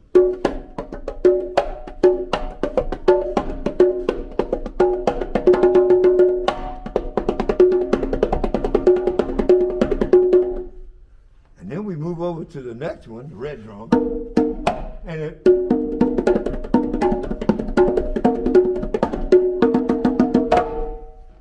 And then we move over to the next one, which is white. They all have different voices. And of course, we have to move into the area of reason. Well, a lot of the schools and places we go have these drums, which is a combination of, let's say, synthetic pieces. But these drums, we have to work with the kids with. And when we work with the kids, we let them know that this is the drum. We move here because this particular drum was made for us. We ordered it by Brother Jabbar and Brother Baba Shango on Nelson Road and some other artists. This is a community drum that we bring out only at certain events. We're now still moving because the sun's up and we're learning who we are. And we're now moving. This particular picture on the bottom is hip hop from 2000. But up here is the ancestors, not ancestors, the elders, stooled elders chair from Anropic and the Tawi in stooled elders. And you notice that they have the black candle and the 3 red candles. And the reason why, they're coming together in unity, that's what they said. But at the same time, there's work to be done. And so when that work is done, then we'll see that growth. Right over here is the book for the Tawi elders who have just been initiated into or brought into the Tawi family village. And you've been seeing them on your tape earlier this week. That book, they broke through with some real interesting things. They took the warriors, the nation builders, and the elders, combined them into one unit. Their name also means that, and went through the stages together. That's interesting. Call and find out about that. This particular book right here, if I'm not mistaken, is called Heroes Journey Self-Mastery. This right here comes from the Afrocentric school. We're learning all the time who we are, where we are. And of course right here sitting on this book is Jamaica. We're still moving along. Here is the light that would normally be lit and flaming, but now we can keep it lit like this because we're doing tradition and we're doing reasoning. We moved over to the next session with one of the older seasoned Kanaras. And that one has been around for a while. Of course, we have the makeka, the mat, the corn, the Kanara, the candles, the fruit, the books. I mean, the Zawadis, we have everything here. But the most important thing is we move to the center where the red is this high noon. And what we're saying is the state of Ohio is coming together. And I know it's going to be like, what? No. Yeah, we're coming together. Also, throughout the United States, Kwanzaa is coming together. Also, throughout the world, Kwanzaa is together. We're celebrating our oneness. The 4 corners mean the 4 corners of the Ohio, the 4 corners of the states, and the 4 corners of the national. That's poured into the round, which means that we're making that circle. And once the round 4 corners are poured in, then it's poured into the smaller unity cup, and then that is poured into the dirt. Now, normally you see a plant. That was from before. Now, because of the newer groups, we have the mkeka as the pot holder and the new dirt, which we got to work and get it ready to show these new seeds. And the new seeds are here. And that's what means that we'll find out next year this time if that's going to do. Did we do what we said we were going to do? Because we said the red, black, and green, and the black, red, and green are working together for umoja. As we move up to the Kanara, we see that on the top we have the family. And the family is there with the elder, the umoja. To your right, your left, is the warrior of Kujichagulia. And the other warrior to the right, in the green, Ujima. Woo! So, and as we go down, there's money in this box. Because we have to invest. The only thing that we're going to do later is start adding, like, how can I put it? Calculators.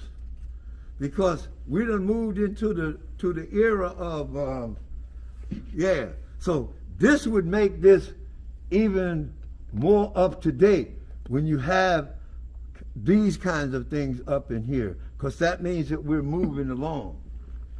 All of this is based on a lot from over here when the movie Sankofa, boy, that opening in Sankofa, the drummer there said, y'all can't film here. In fact, the family said, y'all can't film here unless y'all open with the ritual drummer, and they did. The movie was powerful. And then we moved to, the Nia was the purpose there. We moved to Kujichagulia over here. You mean Kuumba? And Kujichagulia is like, wow. Talking about Kuumba? Yeah. Kuumba, yeah. Creativity. Out of Kujichagulia. He reminds me of Kujichagulia up there. But anyway, Kuumba, the creativity is also locked in with the rest of it, because that's how we move on to Imani. The faith is based in knowledge, the knowledge of how we look at time and how our ancestors looked at time. And we use time to our benefit. And so the time benefits us because of the relationship between the male and the female principle coming together and moving forward. As we move forth over here, we keep going. We're getting ready, the sun is getting ready to go down. We're into the Tawi family village area, and this is what they do once a month at Per Ankh. They have a saw and a set there for others, and their display is set up and Kwanzaa set up. They do hold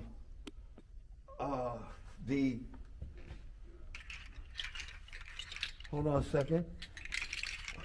They give what they call sabers, which give a message.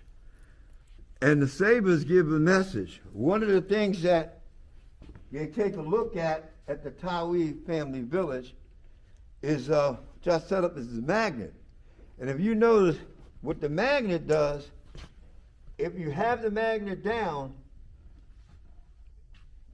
and you put the magnet, it'll attract right to it. It'll attract it. But if the magnet, or if your personality is such that it's not going to do that, it'll repel it. Now we want it to, it's repelling it. It's staying away. I said something to attract it. So we're taking a look at that's our thing, is to attract each other, learning how to be a part of each other and attract each other. We move over to the African folklore, which is the stories. Brother Hatim and others tell us about the folklore stories. We have stories right in the city, all those kind of stories. These masks and all of these things were not meant to scare people. They were meant to protect and do things from that nature. That's why the movement, as they were moving and moving along, the certain movements with the mask meant that they were keeping away certain things from the children and from the village. And here we move towards the elder's chair and sometimes the ancestor's chair. And of course, you know elders sometimes because they have to move with like this here. And you see the elders moving like that, but then all of a sudden something happens and you see the elders go down the bucket, hitting it. So don't be fooled by your elders now. They be like acting up sometimes. These drums, of course, are family. The way some of our people say that the deeper the voice is the language of the family. And so this one has a deep voice, this one a middle voice, and this was a high voice. And so they call them like Doom, Kinkini, and Somba, like that. So when we teach it, when I teach it from the point of view that this is the mother. And the mother, she keeps the bottom.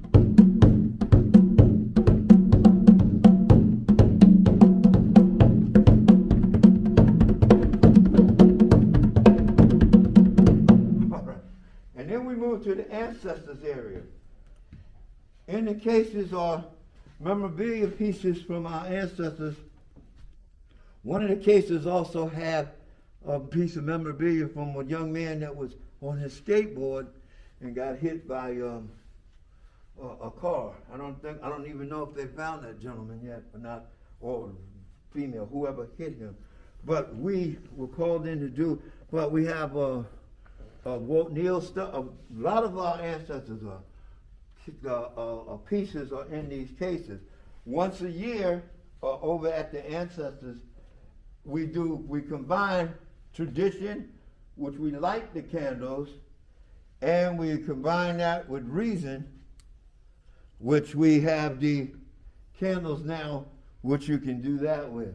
So we've tried to keep up with tradition and reason. The Flowers Mama Badia at one point really introduced us to the flower ceremony that we normally do at that time. There would be, the unity cup is normally glass, and we do that, and then people come up to talk about their ancestors and their family members.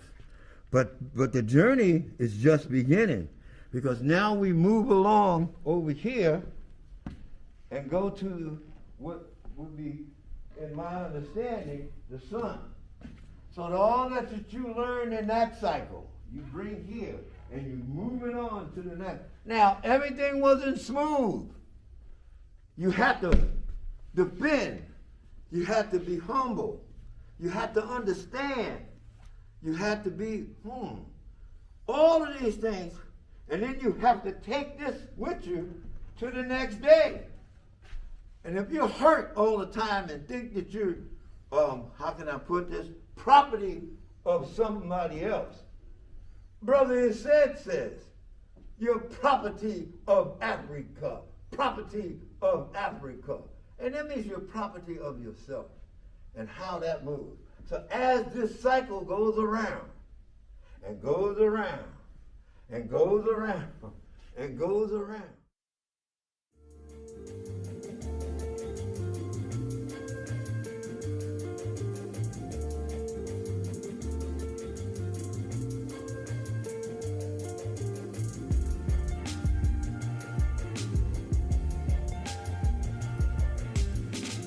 you get to a spot of the 4 spots, are you talking to the ancestors about what they did with a problem or what they did with a good feeling? Sometimes we get in trouble with good feelings. Are you reading the appropriate information? Are you looking at the pictures from the past and the present? This particular picture I didn't tell you about. This is here from the second annual drum thing with Motown and Catherine Dunham in St. Louis. I was at that, and you can see I got everybody's drums there. Anybody that you know that's African drumming from back in the 80s, that's when the thing was just getting started. In fact, the drummers from Africa had djembes like that over there. We had congas. We had congas strapped on ourselves. But we wanted to know. We wanted the knowledge. We wanted to learn the language. Drumming is a language. Each of the cultures have a certain language. For instance, oh, I'm getting excited here. The Congo. You sit down there. So you got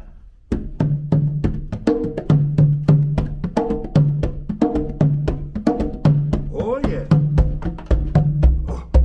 Oh yeah. Yeah. Yeah.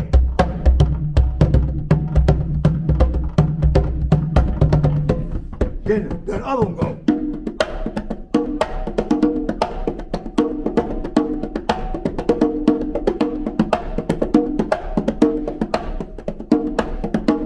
Then the other one.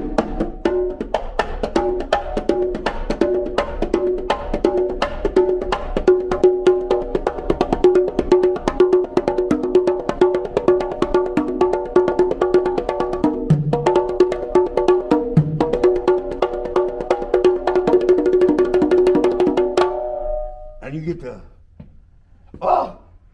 to just having fun. So learning who you are and who we are is really important. And this basically is me taking a look at the system of the circle. One important thing is I'm standing now in which is called the spiritual world. And above me or further up is called the physical world. When you go to sleep at night, you enter into what they call the dream state. And that word dream state is a whole nother world, whole nother understanding. So as we take a look at our scholars and how they see the things, remember it's moving in this circle. But when we read from Europe and the understanding, they have us reading left to right. Our circle is from right around, not right and stop and go back. It's around. So we must understand that understanding. If there's any questions or anything about that, or any comments, because there's certain people out there that know more than I do about this, because I'm just coming to the point where I'm moving like this. Would really like to say thank you very, very much. This has been an opening of our eyes, our ears, and our nose, and sometimes our mouth for Kwanzaa. But don't let it stop just now. G&J Journey, well, thank you very much. And last night it blew my mind. I'm sitting there watching something, and my wife sticks the thing in front of me, and here it is. We coming out with stuff that we did. I don't know how many years ago that was. So thank you. But our journey, and we need to discuss this. When we look at things from an African-centered point of view, it does change the way things are. And there was one person that said, when you look at things, it changes the point of view of it or your understanding of it.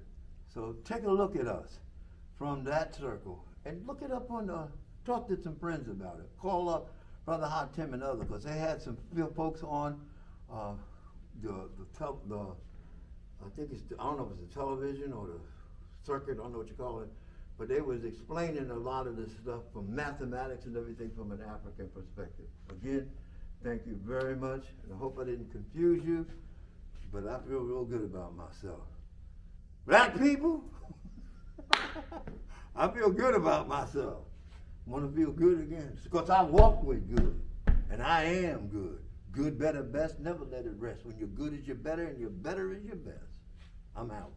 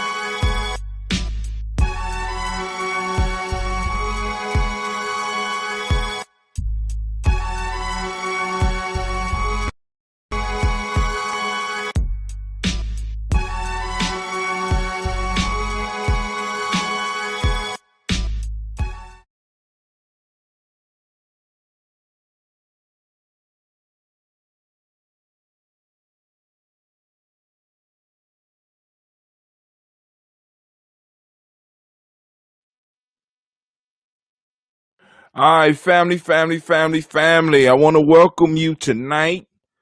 This is another night of the Comedic New Year, and we got the ancestor up on the screen. I think both of these brothers that's going to be showing our ancestors, and they're going to be supporting our young person that's going to be presenting. Her name is Jillian Dees.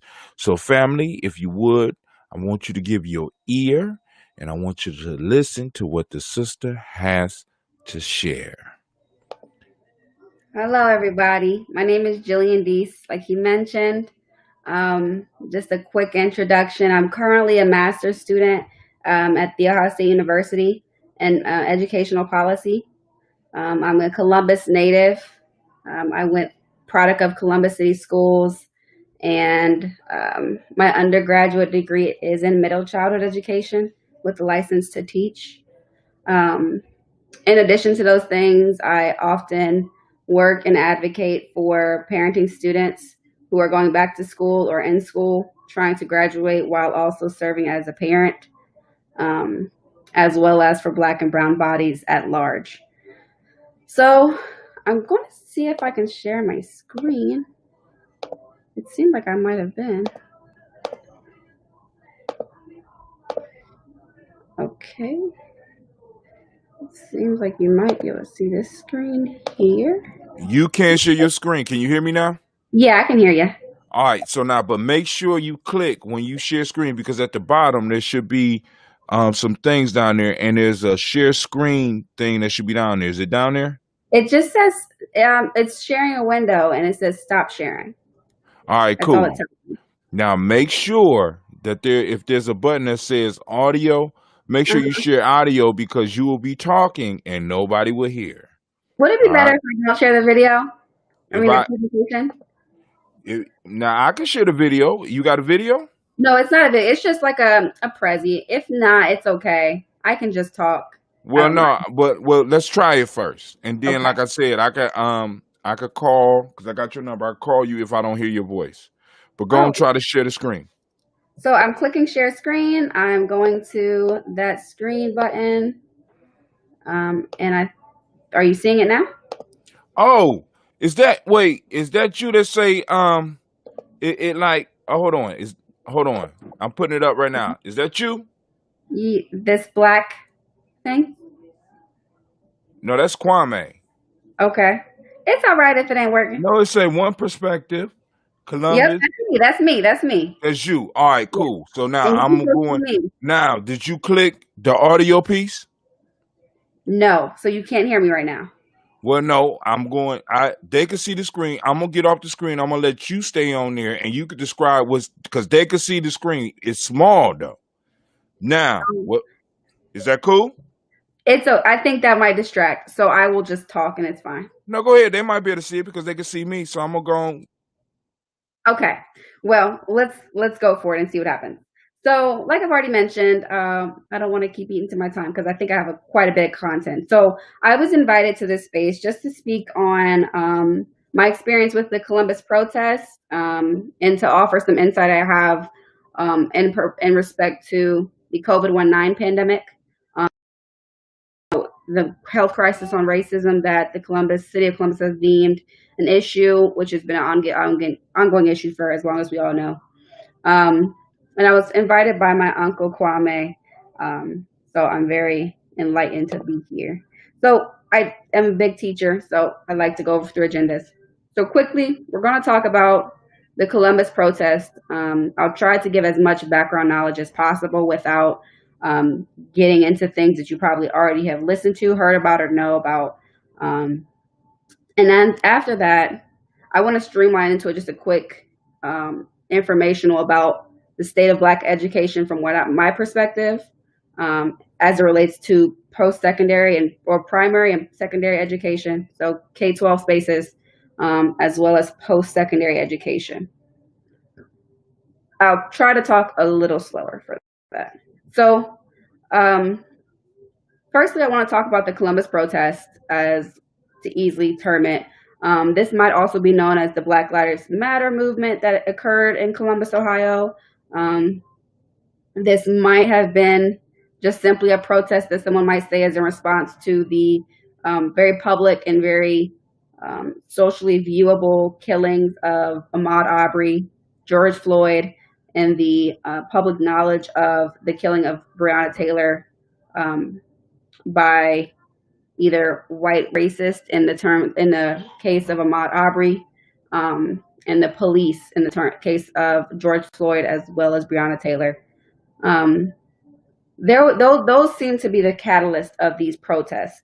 There has been what we might call bad blood brewing among the police and the Black and brown communities for as long as slavery ever existed and beyond then. So these are not new events. These are not new things to have protests. But what's important to consider that might have been new is the rhetoric that we saw around these protests on social media, on news outlets, and in academia through the documentation of it. So on social media, there was a big presence of these protests on Facebook, on Instagrams, on your TikToks, on your Snapchats, all the social media platforms that folks use nowadays. We saw videos from the protest, and oftentimes our news outlets, our common TV channels, were also in the mix of these protests and live streaming. So live streaming is still a new technology. Most people have just started to really learn how to use it in light of the COVID-19 pandemic. Therefore, it's still new technology, but it proved to be pretty monumental in this space because it allowed those who weren't actually on the ground at the protest to feel like they were there and to offer comment and opinions on them. Now, the problem around the rhetoric on social media is that you often saw racist rhetoric come out and thrive on these live feeds. And a lot of it was very gross and disgusting language that was used around Black and brown bodies, but also around bodies of just Americans who believed that they were exercising their right to go against oppression in any form. So that rhetoric became a little more elusive when it came to the news outlets, and even more so in documentation, because historically news outlets have portrayed Black and brown people as savages, as thugs, as recipients of welfare, as all these negative connotations, and that has been the single story that has been portrayed for centuries. And these protests were not spared of that news tactic. When looting or fires or property destruction was taking place, the social media or the news outlets made sure to capture moments when it might have been a Black or brown body committing these acts, even though most of these acts were committed by a non-Black person, often with the hope to distract from the movement. Some folks have believed it might have been a tactic to incite a race war. There's a lot of theories as to why these things were happening, but there were many of them that were called infiltrators. So they were not the protesters who were there in support of the protection that Black lives should matter and do matter, and should be protected the way that everyone else is. They were just outside of the goal. So how that feeds into documentation in academia is difficult to discuss without having a ton of articles sitting here in front of us. However, a lot of documentation in academia, even when it goes back to the Los Angeles riots and other things like that, they call them riots. And this is an interesting term because these actually weren't cases of, definable riots. Most of these were uprisings. These were rebellions against some type of oppression. And to term them a riot or protest is to minimize what the actual intended purpose is and the reason why they started. And that becomes problematic because the way history books are written is based off of academia. And when our academics start to term these spaces that way, this is the single story continues. That narrative that Black and brown people are these negative stereotypes continues and is perpetuated in future generations. So it's interesting to consider it. Something else that I want to move on to talk about is the impact of these multicultural and ethnic allies, which in these protests, probably about 70% of them were comprised of non-Black parties, non-Black bodies, non-Black persons.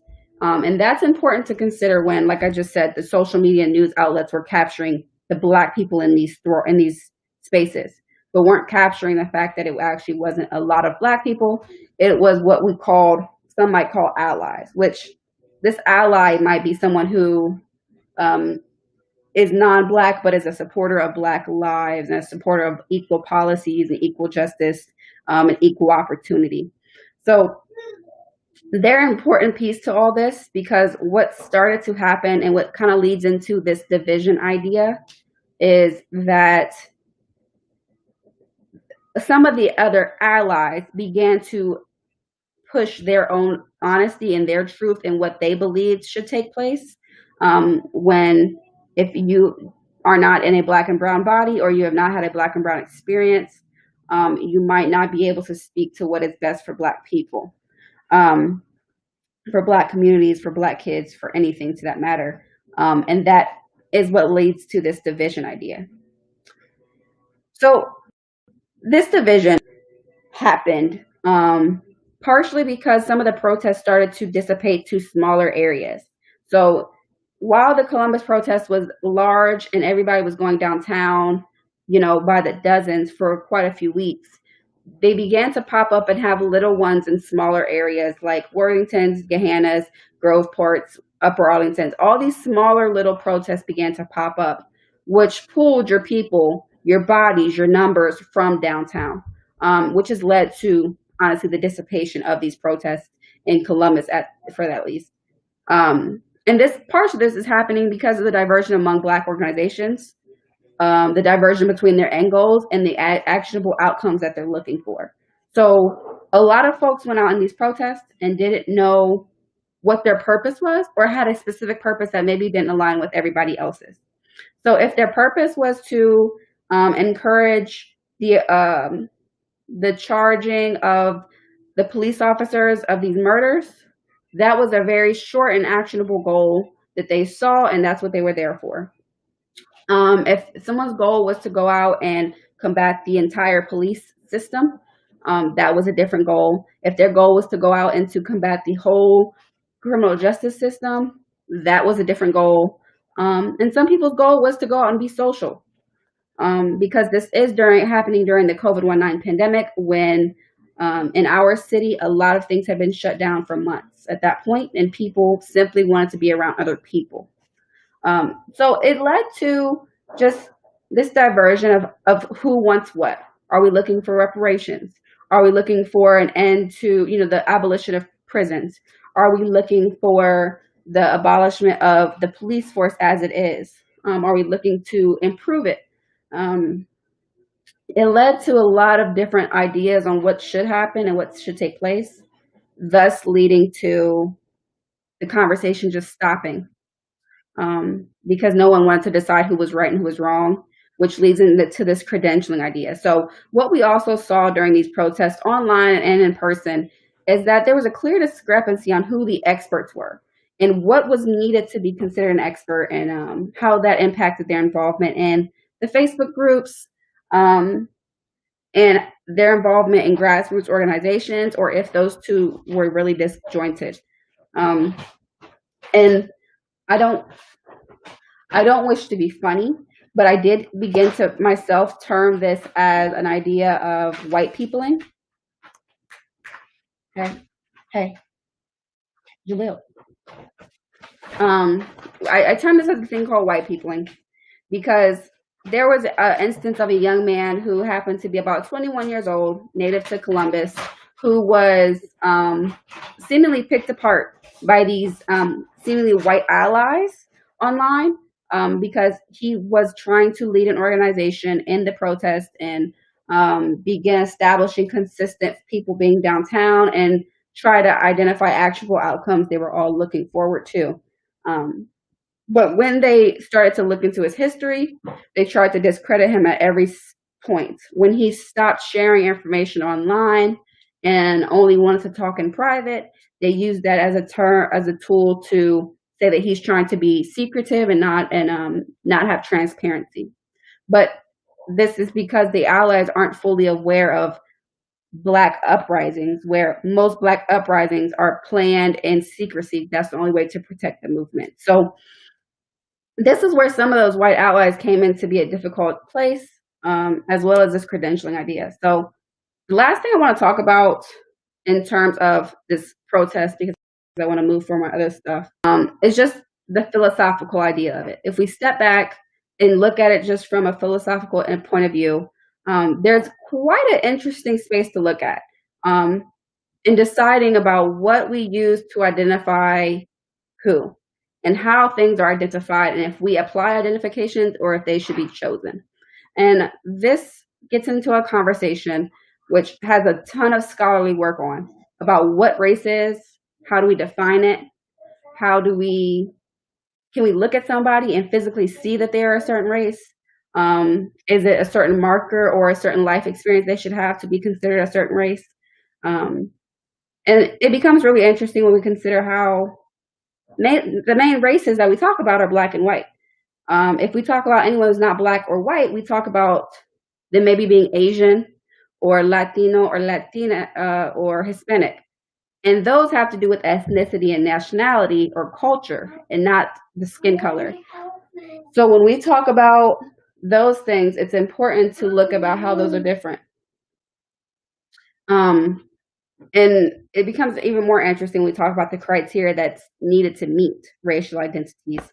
I often use the term physically presenting because we like to use what we see on somebody to identify them, and sometimes that's not the truth that they withhold in themselves.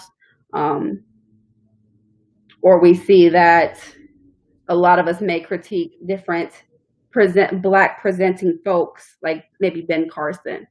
We might question his authenticity because of his actions, and maybe that has to do with his culture or things like that, but he presents a certain way, so we might still identify him as Black. It just calls those things into question, which I think are always interesting to consider.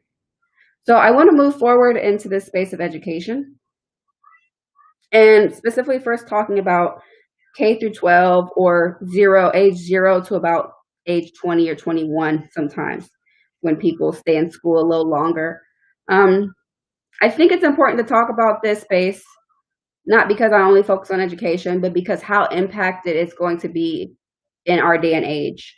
Many people are still going to work and are okay at work. Many people are still going about their lives and not experiencing anything too different outside of maybe callous remarks at a grocery store or, some systemic racism issues still. But it's just not as direct impact as what our kids might experience in schools.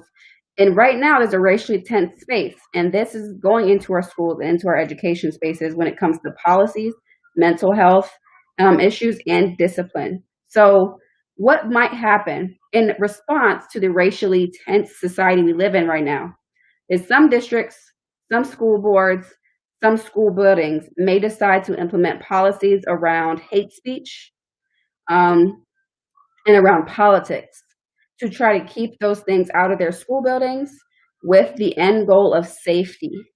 And that can become an issue when we know that our young Black and Brown students typically have some type of racial fatigue or racial trauma.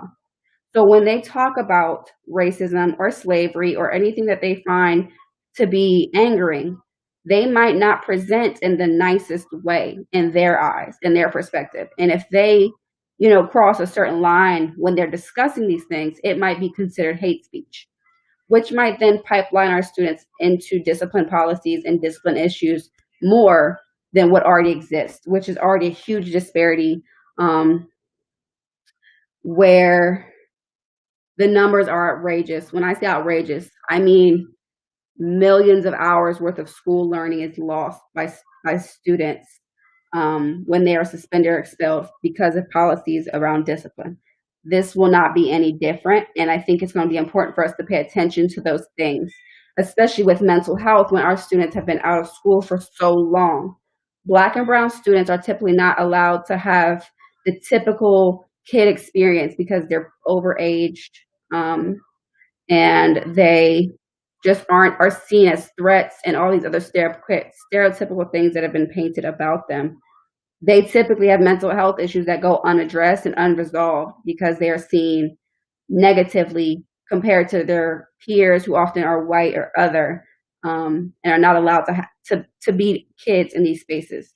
So this will be a big impact on what we see in the future. This will also impact the virtual learning space that our kids go into, where there's a certain level of anonymous nature of virtual education, or a safer space for people to say things that they might not say in person. Our kids might be more susceptible to that as they engage in these virtual learning spaces.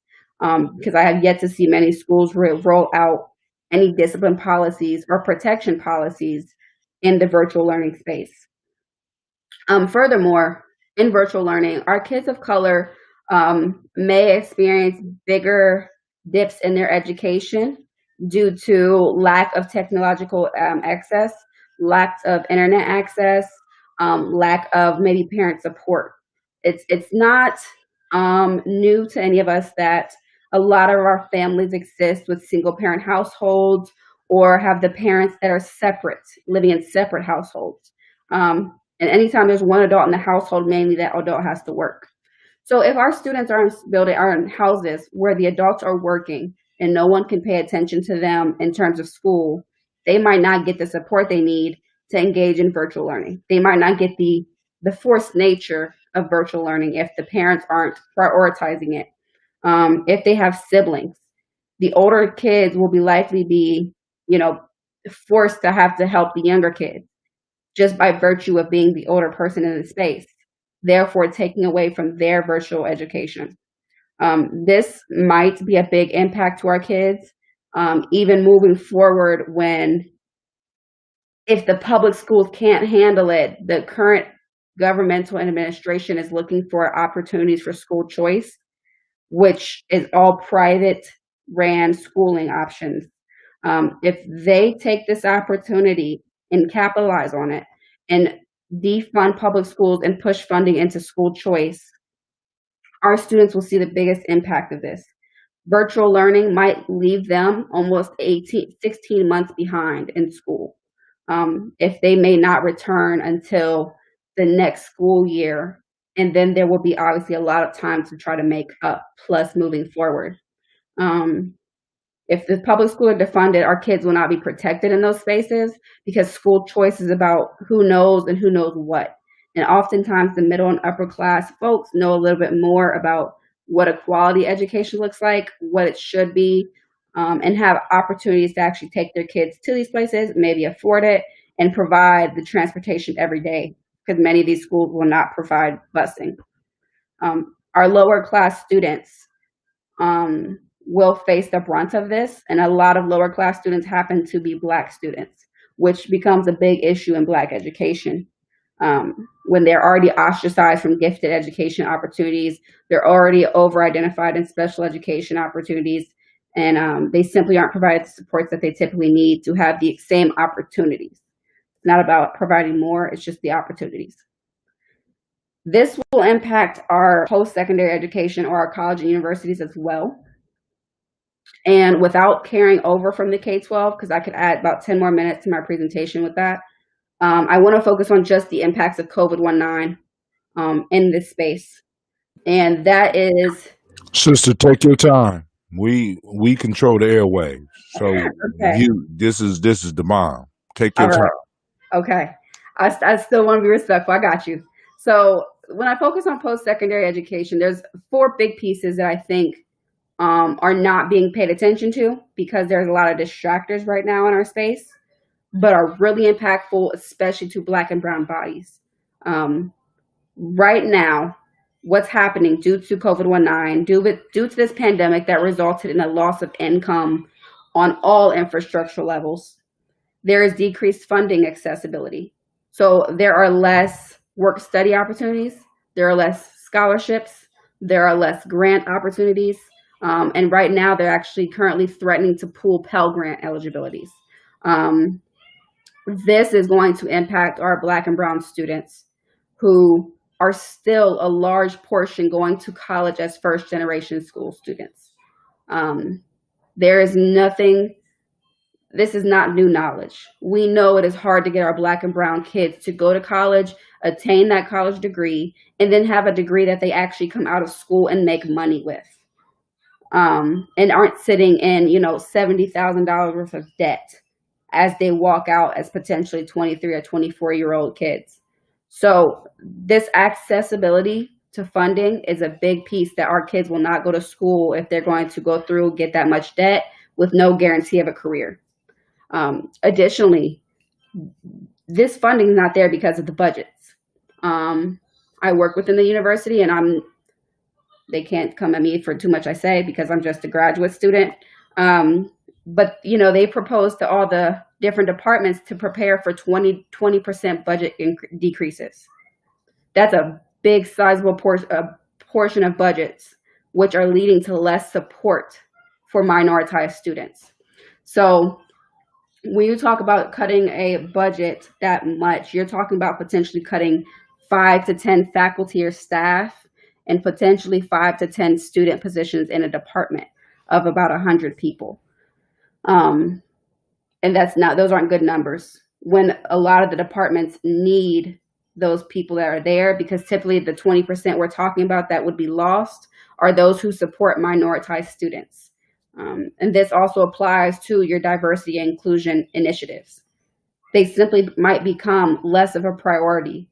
When you talk about numbers, which is all college spaces talk about in policy, they want to know the number of students that will be facing the impact of these things. Currently, I think at Ohio State University, the number is about 5% of the student body are Black and brown students. 5%. So when you talk to them about numbers, they might be willing to cut some of these diversity inclusion initiatives that are meant to positively impact 5% of their student body. And they might choose to focus on the other 95%. This becomes a big issue when you talk about students' accessibility to college, students seeing themselves in their spaces and feeling safe in these spaces, as well as your staff and faculty. It's already a big disparity of having Black faculty in these spaces, especially if you add the extra identity of Black and women, or Black and trans, or Black and everything else. you find an issue of seeing such representation. And when these diversity inclusion initiatives aren't the biggest priority, we have an issue where they're not going to try to increase those numbers of students, and they won't care because that's not the biggest number of students there. They can write that off by saying we're providing equitable opportunities because we're here. In a school like OSU, which is a land grant, it's a public land grant space, situated in what used to be a predominantly Black lived area, it's very impactful when you don't see the number of people there at that school in the equal percentages. And when, as a student, I know I stayed at Ohio State not because I had a great undergraduate experience, but because the college I was going into had a large percentage of Black faculty and staff. The representation was clear, and it was clear that they supported initiatives around Black and brown bodies and Black and brown students. That's what attracts your student bodies to come in. You stop attracting those, you stop having them go into academia, and you stop having them go into the professional fields. Less matriculation there means less Black and brown doctors, less Black and brown teachers, less Black and brown professionals in general, and less Black and brown wealth. So the last piece that I always like to touch on, because it's not always talked about in higher education, is how parenting students might be impacted by some of these changes due to the COVID-19 stuff that I just talked about with the earlier kids, the primary and secondary kids. If they're not going back to physical school, I'm sure it would be really hard for us to imagine what it's like as a parent to wear your parent hat, your teacher hat, as well as maybe an employee hat, all at the same time in the same 24 hours, every single day. And what that might look like to be successful in that space. So being a good parent, making sure your students getting their education that they need as well, getting the support they need, but you also having to devote time to your studies to try to get good grades as well as providing, funding and economic resources for your family. These things are going to be more impacted than ever right now.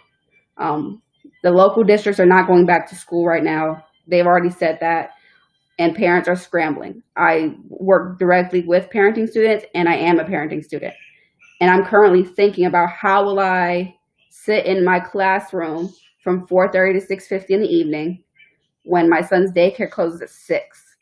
Do I bring him home early or do I leave the class early? And then that's during dinner time. Do I order out those nights? Do we eat, pre-cooked meals? What do we do to make sure I'm being the best parent that I can be?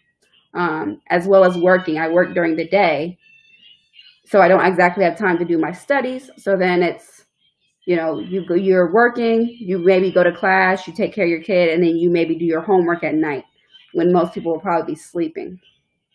And so parenting students' self-care becomes a big issue. And honestly, their retention becomes an issue because it's a sometimes not a necessary burden to go back to school if you can find a job that makes ends meet. But most parents that go back to school as a parent are trying to make a better life for their kids and create more generational wealth for their family. And that is a big sacrifice they have to make. But right now, with these COVID-19 implications, it's important to think about how they will be impacted, the number of that population that we'll be losing. Because currently, nationally, about 20% of all college students in the universities and community colleges are student parents. We could potentially lose up to 10% of that population nationwide due to this pandemic. And that means, unfortunately, those are sometimes our biggest diversity inclusion initiative people who are going to be lost, and will lead to a pipeline of effects that will impact their kids and their kids' accessibility to college, as well as their own accessibility to wealth, and providing a living for their kids. So with that, I think I ended everything I had. I can stop sharing my screen.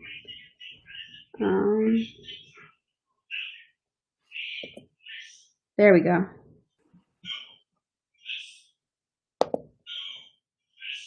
Stop sharing. Okay.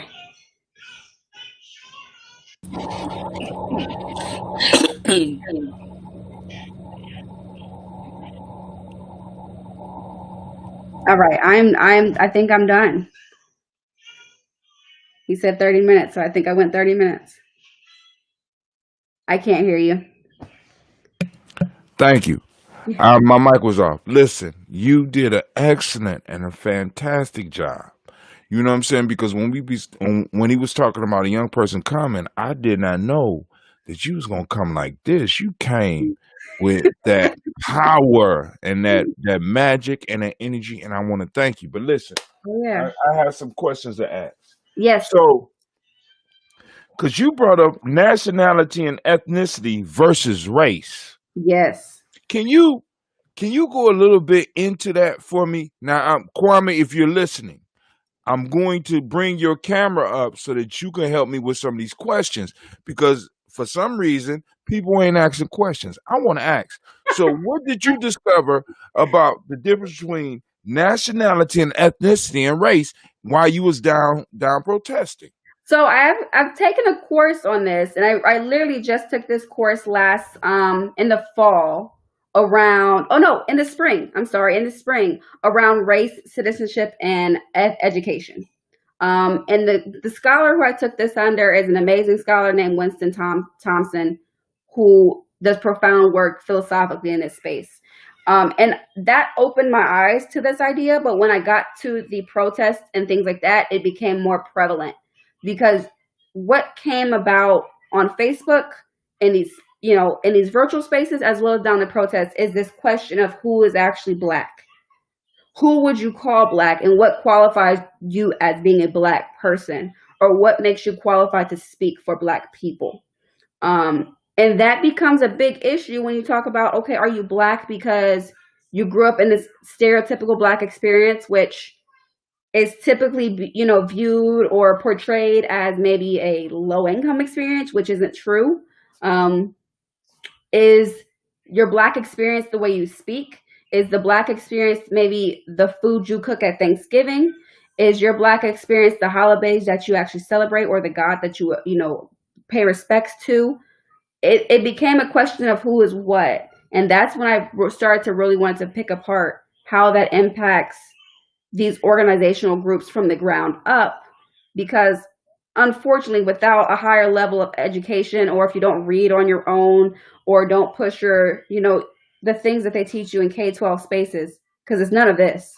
If you don't look beyond those things, you're not going to consider what race actually is. And it's not really a thing, right?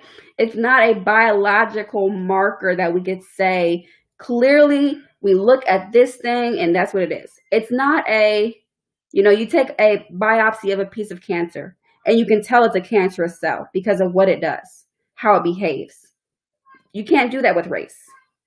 Race is only been constructed through mechanisms of oppression, mechanisms of economic stifling, of lack of opportunity, social construction all the way.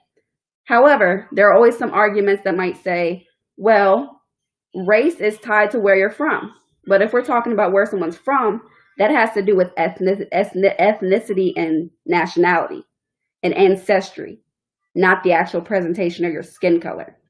Because it's not uncommon to see someone who presents as maybe a chocolate Black person with a darker melanin, but has green eyes. And someone's brain might be very confused as to how they have this stereotypical white characteristic in their eye color, but present as Black skin, not realizing that that's what ancestry can do. So that's where that idea came from. And as it flooded into the space of these protests, because this perspective is questioned. I'm what you might call biracial, where I have a white mom and a Black dad. And I had someone tell me, you're not even really Black. And I'm Turn like, your mic down, Kwame. Go ahead. so it was so baffling to me. And this was someone who knew my family and just my upbringing. And I'm like, how do you get that? Because if we're talking about black and melanin, black and experience, black. What are we speaking of? Ancestry. It becomes this question, and most people can't go beyond that question of what are Mm. we actually talking about. So I wasn't the only one that was totally confused when I went down to that damn march. No. Because when I went to the march in Columbus, it was a lot of white people. So and Yes. so, but now this is what gets me, because what you talk of, the whole concept of race is a man-made construction, but the very things that put race in place or maintain it in place are very real things that we bump up against. Right. So how do we deal? I mean, how do we deal with how? I don't even know how to frame my damn question, because I know what you're talking about. How do you get rid of it, right? How do you try to make these policies and spaces where that doesn't impact it? And I think we are far, far beyond the age where we could try to do that. I think it's at this point, it's what some people try to reference like as the colorblind theory. As you probably heard the rhetoric of saying someone saying like, no, I don't see color. I see. No, that's when I hear that, I know I'm dealing with a real racist, excuse my language. No, that scares me, especially when it comes Yes. out of white. When it comes out of black people's mouths, I have a dummy. When it comes out of a white person's mouth, I watch them out the corner of Yep. my eye because Yep. I'm waiting for the knife to come out. I'm just saying. Yep. Well, and you know what? It also comes down to a question of who are we more fearful and concerned with? A racist or a bigot? A racist, someone just doesn't like you, right? Doesn't like a certain person because of certain things, because of this race idea. But a bigot pushes the boundaries and takes that hate towards a race and makes policy changes. Mm. Which is, I don't want to be funny. In our upcoming election, we have two bigots who have made policy changes due to their disinterest and disenfranchisement with a certain group of people. Even if they don't do that right this moment, one of the candidates, I guess, maybe doesn't. I don't know. But his previous policies, aka the drug bill back in the 90s, that was a very bigoted policy. It impacted a specific group of people because of their biased notions about it. I'm more fearful of a bigot than a racist. You can hate me all day. Go to sleep. I don't know. I won't sleep any different, right? It's when you're affecting these policies that affect people, affect kids, affect homeless, affect all these groups of people in the public space that I get really bothered and really worried. So now, in that class that you took about the ethnicity and nationality and race, were they able to come up with a definition of who's black? No. No, and there is no scholar that truly has. There is no documentation that truly makes a definition. And I would have to go find the book because my brain's been just not Don't worry working. about it. One of the books that gives you 7 characteristics of how to identify somebody. One of those, it's a physical marker, a biological marker, ancestry, culture, ethnicity, and self-identification. And there's one more I can't remember. It might be physical presentation. 7. So 7 things that you're trying to check off boxes to say that you're black, or to say that you're not, or to say that you're something else. And so when you have certain conversations with people who have the discussion about every person originating from the first people in Africa, does that mean everybody is ancestrally black? I don't know if we want to call it that. We could say that, but do they present as black supporting? Maybe not. No, right.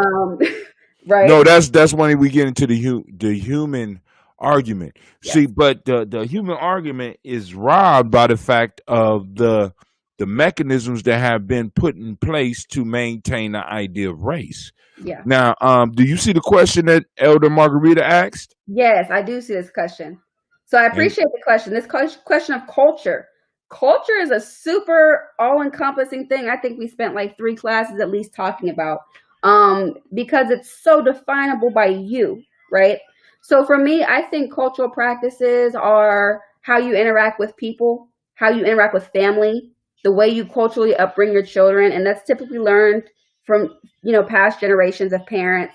what your belief and work ethic is, what your core morals and ethics are, right? That's what I think culture is to me. The food that you cook, the way you clean your house, all those things I think are cultural. Um, Traditions that you do, holidays that you follow, I think that's what culture means to me. Maybe the importance of family to somebody, or the way your family interacts with each other and who you consider family. If you consider extended friends family more so than your bloodline family, I think it's a really malleable space, which is why it's one of those 7 characteristics that can almost never really define somebody. Um, but I think that's what it means to me. Oh man. All right, so I got another question for you. Yeah. Education, education and the movement. Yes. Now, question. What needs to be taught? Well, let me put it this way. For our children, because you just kind of you messed up my whole tribe thing now, because it's like now I gotta see, because you done knocked race out the box. Okay, cool. All right. It's, I mean, but you know, don't say that, because it still impacts everything. It's very, yeah, I know. So It's this is the there. question.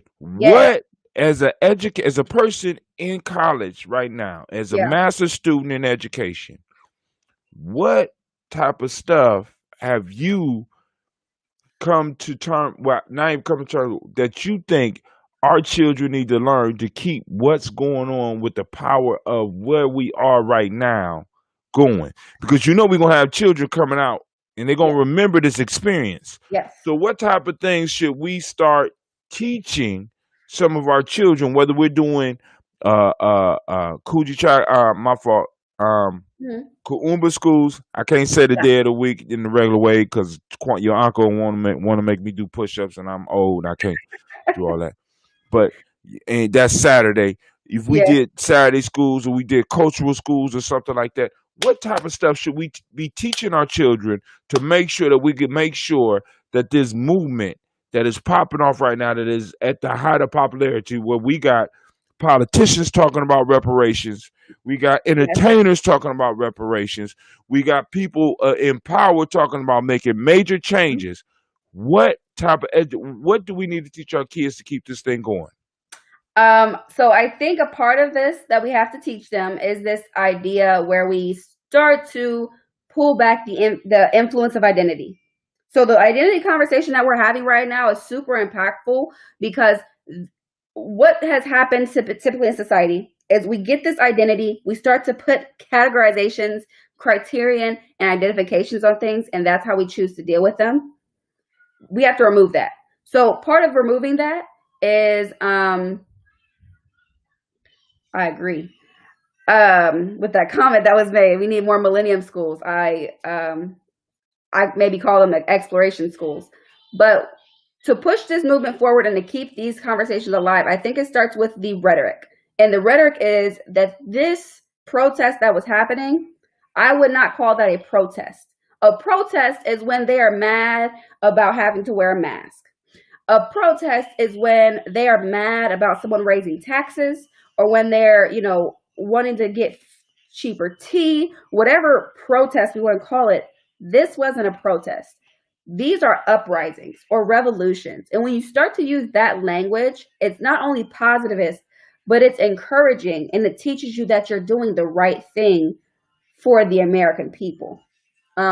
Protest sounds, it gives the idea that it's someone just being upset about a decision. These people weren't upset about a decision, right? They were upset and unrested about the loss of life, the careless loss of life, and the malicious loss of life due to someone's physical presentation of color. So I think part of the education has to be around calling these uprisings and calling these revolutions, because that's when you start to make future revolutionaries who will actually go about and make changes, either for the American people or for the Black people, whichever movement you're pushing. I think that's the biggest part that's supposed to be taught. I don't necessarily know that it's going to be helpful to always watch all the film and do a huge case study on every piece of video evidence that has come out of these protests. There's a scholar named Kimberly Braswell who, amidst all this, released a paper talking about Black murder porn and how on these sites, on these social media, our kids are being exposed to constantly seeing Black trauma happening. And that's not healthy. It's one thing to be woke or to be acknowledgeable about what's happening, but it becomes not such a good thing when it's destroying your mental health and your mental ability to actually make change. And so I think moving forward, it's more about teaching kids about what people have done in the past, doing different case studies on your Marcus Garveys of the world, your Black Panthers, righteous leaders outside of Martin Luther King and Rosa Parks, because that's all they're taught in schools. I think that's how you start to keep this narrative alive while putting it back into place. I don't know if you guys use the term Sankofa. That idea of taking it back, going to the back, pulling it forward, and then Girl, I rode with your uncle. What? What? You see, you say? I rode with your uncle, Sankofa.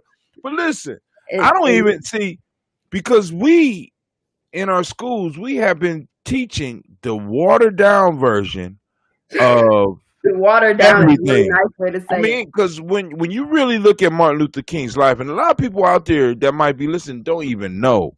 Right. Y'all stopped at like 1963 with Martin Luther King.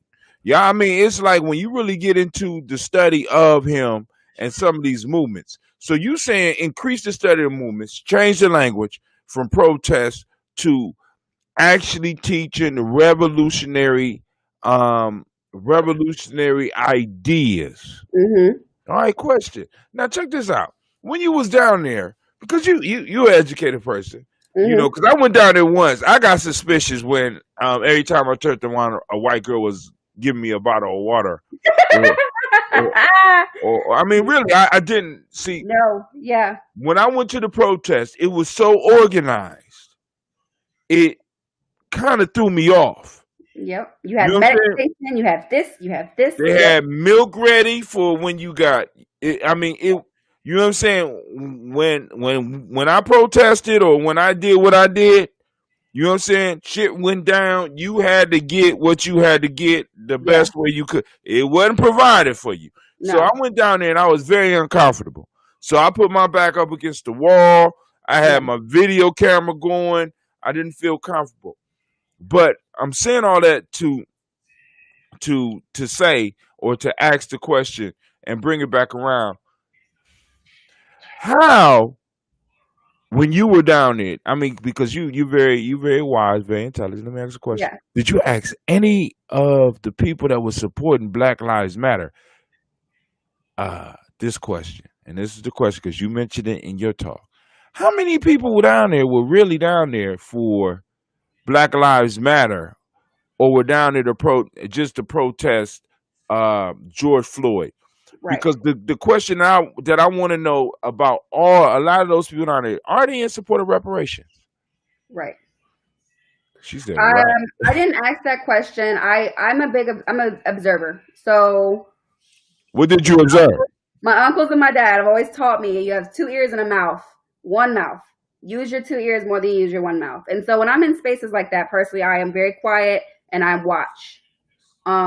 You were down there, so you needed to really watch when you were down there because you didn't know if this random white guy is about to throw this firework thing at the cops, and they're not going to beat him any color out of him, right? So I had to be observant. I didn't ask that question, but I did notice that a lot of people were mainly focused on the force of the police and the George Floyd killing, which a lot of people brought issue with the fact that you were talking mainly about George Floyd and not Breonna Taylor. Ahmaud Arbery got lost in all of that because I guess he wasn't killed by an on-duty cop, but the conversation just left from that idea. I didn't ask anybody specifically, but you could tell that there was a distinct diversion from who was there to support what. But I think that comes from, and I don't believe I sit in any space where I can make big critiques like this, But I think the short name of Black Lives Matter is so malleable that people can use it in a way that is Ooh. unfunctional. Do you want me to take you down this lane? Yeah. I mean, because for me, because the issue for me was the whole. It's like all this is falling under Black Lives Matter, and it just Yeah. and it's bigger than Way that. bigger. Yeah. You know what I'm saying? And it's like, but to confine this and Yeah. to limit its growth and to limit its power, I want to place it up under the idea of Black Lives Matter, and that's what I kind of felt for Yep. myself personally. When you have people who can take this thing that you have seemingly built a movement off of, and they can replace that first word and it still means something, your name is too malleable. There should have been a title or a name or a quote that they were using that you could not take it apart and make it mean something else. But there's very few words or very few things that you could do that with these spin doctors out here. Yeah. You understand what I'm saying? I mean, we're dealing. Excuse my language. We're dealing with bitchcraft and fuckery. So we got sorcerers of bitchcraft and sorcery that can take almost anything and shape it and make it appear. Because, like, my issue was a lot of people thought they was down there about George Floyd. Mm-hmm. When it should have been bigger than that, because long before George Floyd, I have an uncle Yeah. that because of some type of relationship with a white girl Yeah. was drugged to his death by his Yeah. neck behind a car. Well, it's interesting you say that, because then you think about this idea, and this is so side of it, but this was a lot of the people who were down there, those who also protest rape culture and things like that, but don't understand that for a Black man at one point in time in this society, you could rape a white woman by looking at her in the eyes. Right. But I y'all mean, want to talk about canceling rape culture. oh yeah. Rape culture has been around since they brought Africans here out, kidnapped them and enslaved them. This is embedded culture that I think they don't get the concept of. And I think George Floyd just was something they could attach to. But I won't discredit the fact that after people sitting in the house for 2 months because of this COVID pandemic, that they weren't just going out to protest just to do something. Now and see, so you saying that in a sense, some people was out there supporting because it was like a vacation. It was a vacation. It was something to do. It was something to do. Outside your house, to get all loud, to be with your friends, maybe to make new friends, because the people there were very friendly. Which I'm just hesitant to other people in general, but they were very friendly. And like you said, the water piece and all that. Oh my God. It was so friendly, it was scary. Listen. It was a little scary. Now I will say some of that water, I was sad when I heard that it was being tainted, because I was one of those people who days that I couldn't go because I had my kiddo, I would take and drop water off because I could do that with him in the car. Right. And I was sad when they started to discover that people had gone around and, popped stuff into the bottles and things like that, because it made it more difficult. We couldn't drop off snacks. You couldn't drop off the granola bars and stuff, because I didn't drink the water. I'm just. And you know what? I don't think the water was actually meant to really be drinking, really, right? You should be bringing your own drinking water. I think that water was there for the continual pepper spraying. Now, what I did learn is, and this is what I did towards the end of the protest, even though they had kind of stopped most of the pepper spraying, I began taking bags, like zip seal bags that I packed prior to with gloves of like not masks, but the rags. So the rags that you might buy from Walmart in like a 30 pack. I would buy those, put those in the bags, and as soon as someone's getting pepper sprayed, you put distilled water on it, soak it real quick, and they can wipe it off better. Right. I found that to be a safer mechanism and a more trustworthy mechanism than someone grabbing a water bottle and throwing it on their face, because you have no clue what was in that bottle. And realistically, water really wasn't going to help with the pepper spray. Right. They had milk down there too, and they were bringing the whole gallons of milk, which I was like, you're better off finding half gallons and buying those. But nonetheless. Well, listen. Now, when I saw that, I went to go get lunch. I'm just being honest with you. It's like they Yeah. had whole gallons of milk ready. I'm Yep. going to get lunch Yep. because They that were ready for the rah-rah, which is they what I was told. ready for the rah rah, which you know what I'm saying, which once again takes, Understandable. huh? I said it was understandable. It's expected because, but I thought it was expected because some of the people who were there were truly throwing frozen bottles of water at the police. Dude, We're I mean, here but to protest. well, that Hmm. was see now because part of the issue is that the when you protest or you're rioting or Mhm. some people have to go to jail. So Yes. you have to get the police. Direct action. Exactly. You have to get the police to react Right. so that you could get this image of the police reacting. And if the police is not moving fast enough, then you're going to have individuals in the crowd to spark that off. Yeah. And I But agree. But the problem I had was they were random white guys doing it. And I was like, exactly. hold on. Now, and Wait a that's the minute. issue. That's Uh-uh. the issue I'm going to walk away because from you. Watch you out. need that. But also, that's a space where operatives Yeah. can also, or just individuals that's not really with your cause, could just cause some stuff to jump off. Now, you might be you're much too young for this, but there was a movie called The Spook Who Sat by the Door. Mm-hmm. I don't know if you've seen it, but in The Spook Who Sat by the Door, you had a man who, in the book, I think he went to the FBI, but in the movie, he went to the CIA. He got trained. It was a black man. He was the only black man in the CIA. He got trained, and he served his time in the CIA. And when he came out, he went and he started training street gangs. Now, all that being said, he trained them to get them ready for what was coming. The revolution. Yeah. Now, but what sparked the whole revolution was that the police shot somebody who actually was guilty or a junkie. And the whole revolution started because of somebody that it shouldn't have really started over, in a sense. You understand what I'm saying? And And go yeah, ahead. I was gonna say that comes back to that white peopling thing that I said earlier. Right.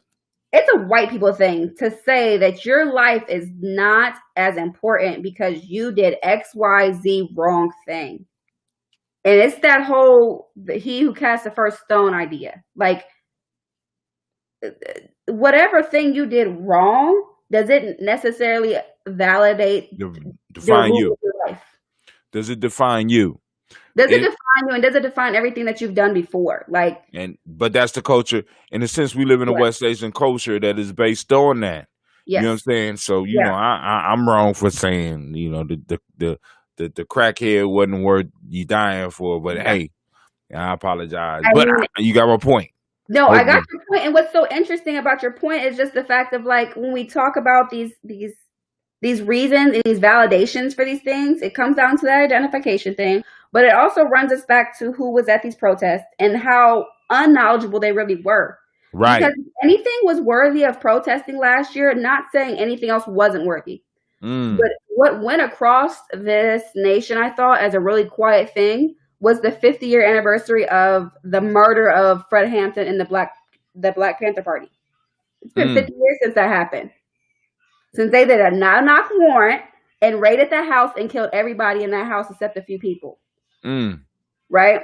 And they only did it because this party, this group that was, such a terror to the nation, who provided free meals, provided education classes, and all these things that now the government does publicly. But no one talks about that. That's something to me that should have been protested about and should have been biggerly understood and recognized. In academia, a professor that I had by the name of Judson Jeffries, he runs Spectrum, which is an academic journal, and they pushed out a whole collection of documentation on this specific anniversary. How can I get it? I'll find out. All right, but hold on. I got out. your uncle on here. He looked like he's pulling at the bit. I'm gonna pull him up. It might be Pull him kind of up. loud, so go ahead. Hold on. Here he comes. No, I wasn't chomping at the bit, but nonetheless, thank you, Jillian. I think you were very thorough. And now, Brother Hatem was referring earlier to why wouldn't you know that we know about Sankofa, given that, given that, given that it practically runs through everything we do. Yeah, got you. But you know, remember at the family reunions, I don't want to take up all the time, so I pick and choose what little to share, just to wet the bit, so to speak. But you sprinkle it in like seeds. I know what you do. You sprinkle it in like seeds, which is why it's on one of our family reunion shirts. I understand. Absolutely. So, I'll just let Hatem ask the questions, because I tend to, let's just say, I am so extraordinarily proud of you. He about to cry. No, it ain't about all that. It's No, just, I'm gonna take you all. Well, I'm gonna take you out so you can cry. Either ask a question or go cry, man. Come on now. No, I just ain't no shame. No, I just wanted to say that you all can't necessarily understand how proud of Jillian I am, because if you didn't hear, not only is she brilliant, but her son wanted to jump in as well and give his give his bit on the matter. And she had to tell him to wait his turn, but nonetheless, Where he at? He is in his room. I'm gonna let him be. He does not have clothes on. He did it. But what's interesting is when I was taking him down to those protests, he saw stuff, and he's 3 years old, so he's still asking me questions and trying to raise a kid, a young Black man in this space. It's like, I don't even know what answers to give you, because do I want you to not like the police? Do I want you to be aggressive to the police? I don't know what's the best idea for you right now. I don't even know. But those are questions, Jillian, that as some of the older people, one of the reasons why we have some of you younger people come on to talk is so that we can start formulating answers, right, and start putting together things to help answer those kinds of questions, or to get y'all to practice Sankofa. Always, I do it. I watched a movie that is actually outlawed in the U.S. Right? Which movie is that? Sankofa. Oh, hey, now you know the maker of that film lives in the United States of America. Yes. We met him. He real good people. He real good people. Yeah. But anyway, because he was going now the next movie after Sankofa he was going to do on the Maroons, but he wasn't able to raise the funding for that. Oh, nice. Didn't know that. Yeah. Now I got another question, then I'm gonna let you go. Yeah. Oh, but now you're gonna be running in circles soon, where you're gonna start running into people like that, and you just got to remember names, so that you will be able to, when you know what I'm saying. You a scholar now. You a scholar. You on a scholar path, so you need to be able to remember names. So when you hear the name, you got to identify. So when you hear that director's name and that producer's name of that movie, when you meet them, because you're gonna meet them, you're gonna be able to get some information. Now, this is my last question. Yeah. What do you think about? Because education is your thing, right? That's what do you think about grouping students by age rather than their skill level?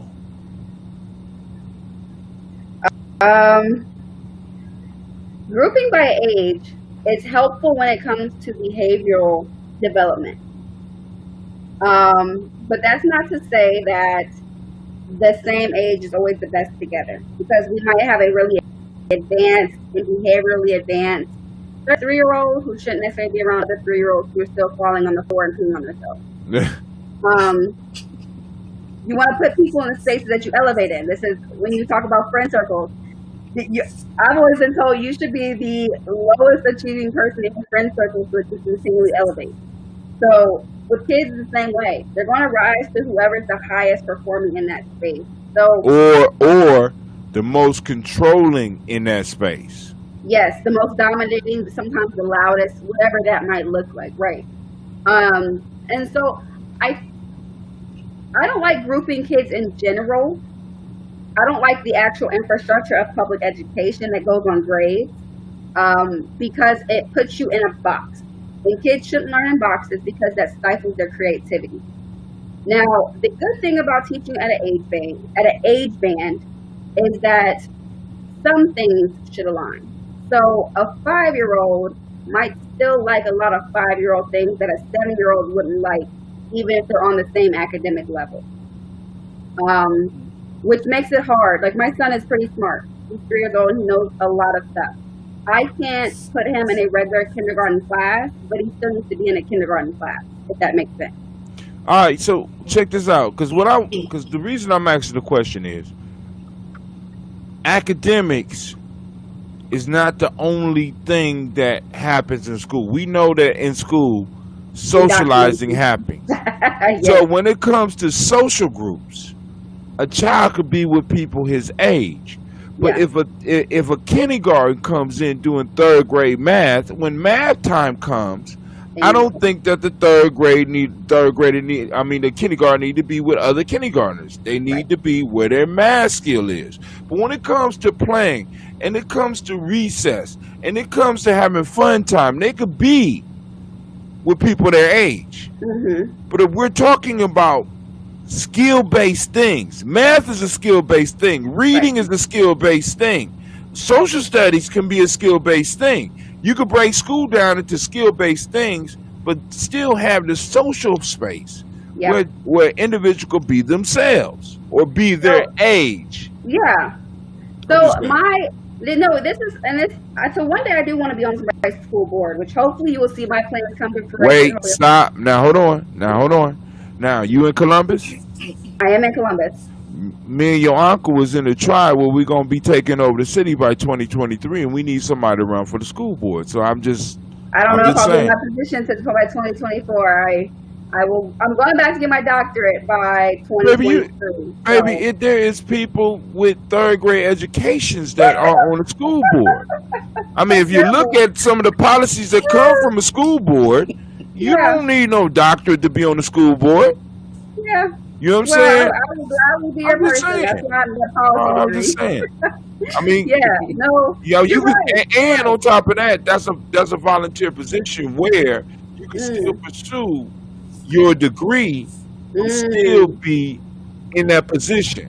Because what we need is caring people and connected people that's running the politics of the cities that we are in. That's what we need. We don't need the top educated people, because usually, excuse my language, those people are assholes. We don't, because you can't connect with them. They put on what we call a mask, and they never exactly. Because you talked about it earlier when you said when you was talking about black and ethnicity, like you said Clarence Thomas. I think it was Clarence Thomas or no? I said Ben Carson. Ben Carson. You understand what I'm saying? Yeah. Black as hell, but however, not black supporting. That's the term. Exactly. They're you know what I'm saying? Not He's West Asian. Culturally, let's say culturally, and culturally he identifies as a West Asian.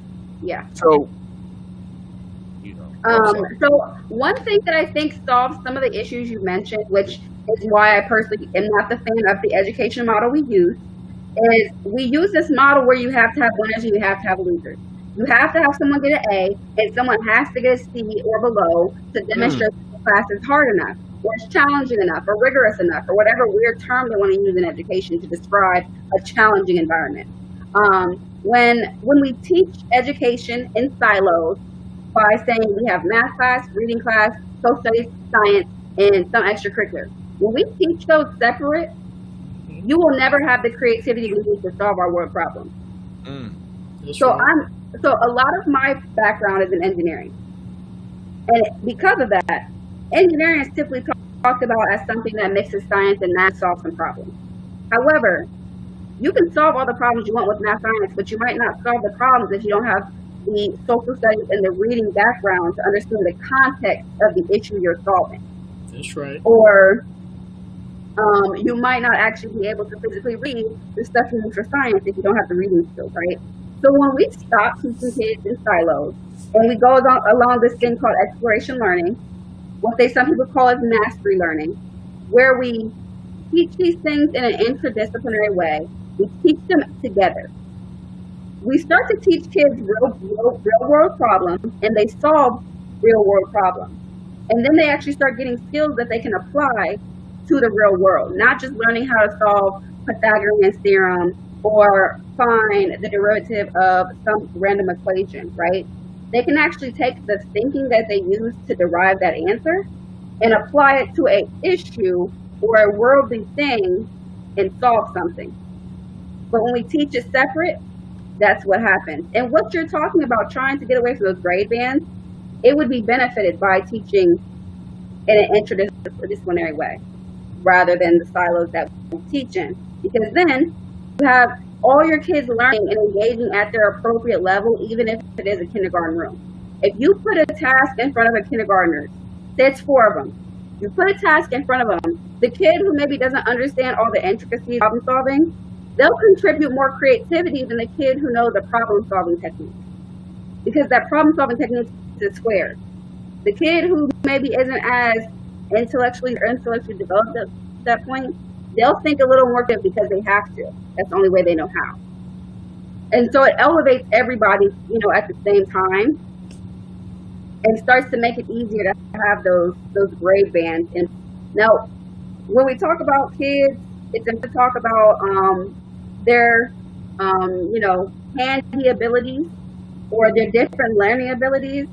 A student who has, truly actually has ADHD, they may be so much as like 2 grades behind or 2 age developments behind emotionally, socially, and academically.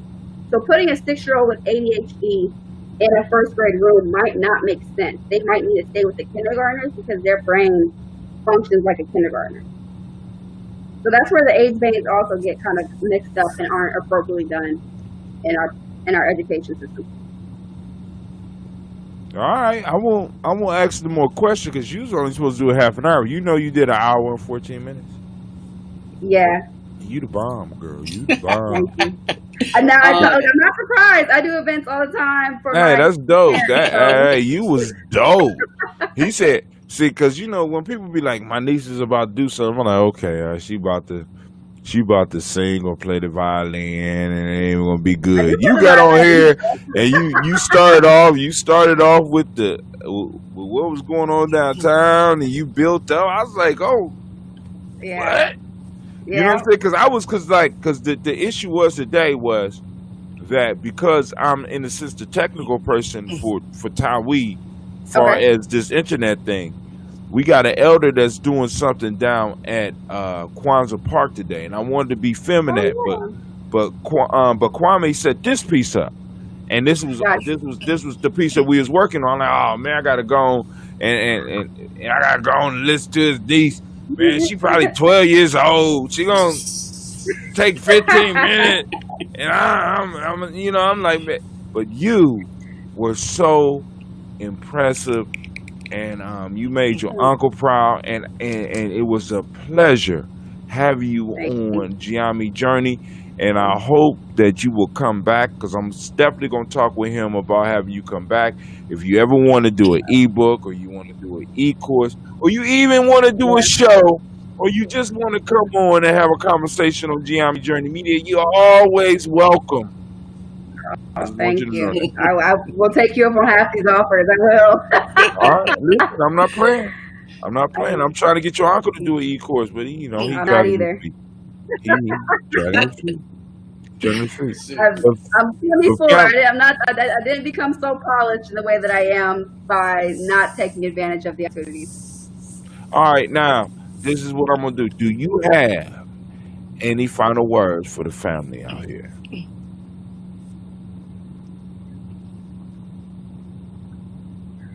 No, I think I've said a lot. I think I've said everything I can. If I were to say anything, the biggest word to wise of everything right now is like assuming positive intent. Because when we look at a lot of these spaces and we recognize racism and system is present all the time, right? I think what I've learned in trying to educate people, and there's always an opportunity for education. Even when someone says the most racist and biggest thing, there's an opportunity for education, at least for me. That's what I see. And so I'm learning to assume positive intent, and that more so applies to our learning spaces in our schools. And I only say that to say allies that we have that want to do the right thing, they're trying to find out how to do the right thing, and though that's not our responsibility, it pushes the movement forward if they know better. So, assuming positive intent and teaching kids to write scholarship letters. Keep telling kids to apply for scholarships. I won't brag. I have a scholarship that pays up through my doctorate. I have yet to pay for school, and they pay for my living costs. Welcome to the club. Hey, isn't that a beautiful feeling? That's, that It, was well. I ain't make it as far as a doctor, but hey, I made it all the way through my bachelor's for free. That shit feel uh-huh. good. But It anyway, does. It oh does. And man, kids don't, and they don't realize it. And for mine, I'm a Gates scholar. So I had to write 8 essays, middle of senior year when I'm having fun. I wrote them 8 essays and they paid for my school like up to 10 years. So the opportunity becomes so immense when you have that. And, a lot of people just don't know to do that, but also don't know to network and have the people to support you for that. So, you see the comment from Elder Margarita? I need to come back. Oh I yeah, oh have no yeah. problem coming back. Hold on. So I'm gonna bring your uncle up and see if he has some final words. Cause the background, I'm gonna talk. I got to figure out what's going. We gonna get him a real mic. That's what Okay. I'm gonna invest in get him a real mic. But go Okay. ahead, Kwame. You got some last words? First of all, you hear background noise? Man, it's like we are in a tunnel or something. I don't know what it is, but when I turn you off, I- it's like I don't know. It's like a furnace running or something in the background. No, yeah, it was my fan. That's Is what I that what that think. is? That's what I think it was. I mean, do you I still think hear it? so. No, listen. I'm gonna get you a mic, dog. I'm thinking. I'm scheming on it. I'm thinking of a master plan. All right. Ain't All nothing right. You but said So, sweat inside that. my hands. You about to get a mic. all right. So, part of I used to teach tutor upward bound at Columbus State, and I taught children out of North, and we were just talking I was just talking with some of the children, right? And I think at that time, Jillian, oh shoot, I can't think of her name now. She used to play basketball. Oh gosh, going To my back. Tyra? No. I'm talking about she was at North the same time you were. At She would Northland? Are you talking about Alexis Peterson? no the not Alexis. Simone? Venom? That might be one. Tatiana was one. No, her brother also, Witherspoon. Thank you. Oh, yes. Jasmine. Yes, Yeah. Jasmine. So now, Jasmine, I tutored her in no, actually, I used to tutor at her school when she attended Main Street. She was in first grade, and as part of my rest time, in a manner of speaking, I'd go to that first grade class, and she, along with other of the students there, would read to me. Okay, so I'm trying to tie all this in real quick. So anyway, so We control the airways, brother. right, Do your thing. we were talking about basketball at first. I'm talking about basketball with some of my North students, and so we started talking about into other areas, and then I said, "Oh yeah, and I have a niece that attends North as well," and they were like, "Who?" I was like, "Her name's Jillian D." She's like, "Oh yeah, she's really smart." Yeah. And no, when I was at Northland, I spent time building robots. So. That's part of that engineering. But yeah, it's just to say, just Jillian has been one to take advantage of the opportunities afforded her, and for that, I am so very proud of her. Really proud of all that she's doing and continues to do. Um, and Jillian, you know, you've just done your family really proud this night. You Very certainly happy. did. Thank you. So, family, without any further ado, I want to thank y'all for tuning in. This has been an incredible night. Let me see if I got any more commercials. Oh yeah, of course I'm gonna run my last commercial. You know, this is telling y'all basically I should have put this up, but I'm gonna redo this commercial. But y'all need to tribe up. You know, even. But then Julian just kind of messed it up with the whole ethnicity and that. I can't stand. Sometimes I can't stand you, smart people. But all right. Well, here we go.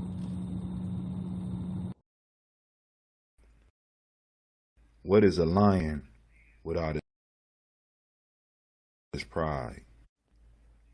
What is a whale without his pod? What is a monkey without his troop?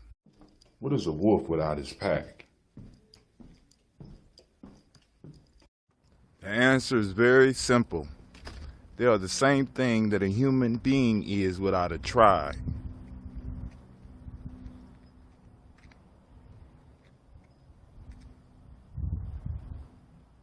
Pray.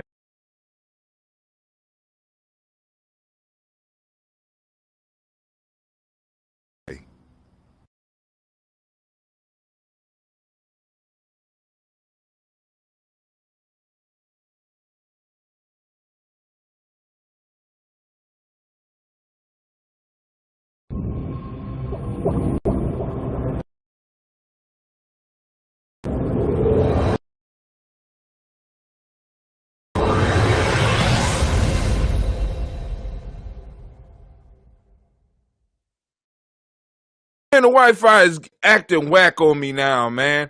But family, I want to thank Miss Julian for being on. She just popped up, then she popped back off. I'm here. We're gonna have her back, and we had a real good time. Her uncle was here, you know, as her guardian angel, and we want to thank him for setting us up.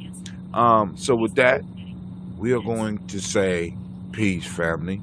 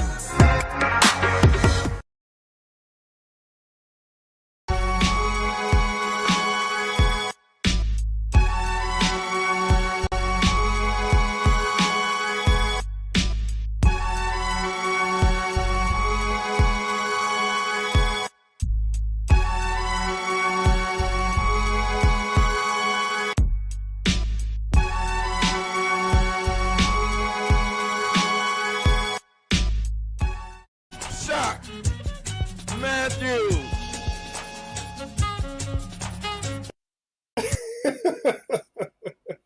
He wasn't ready for the coming to the stage, family.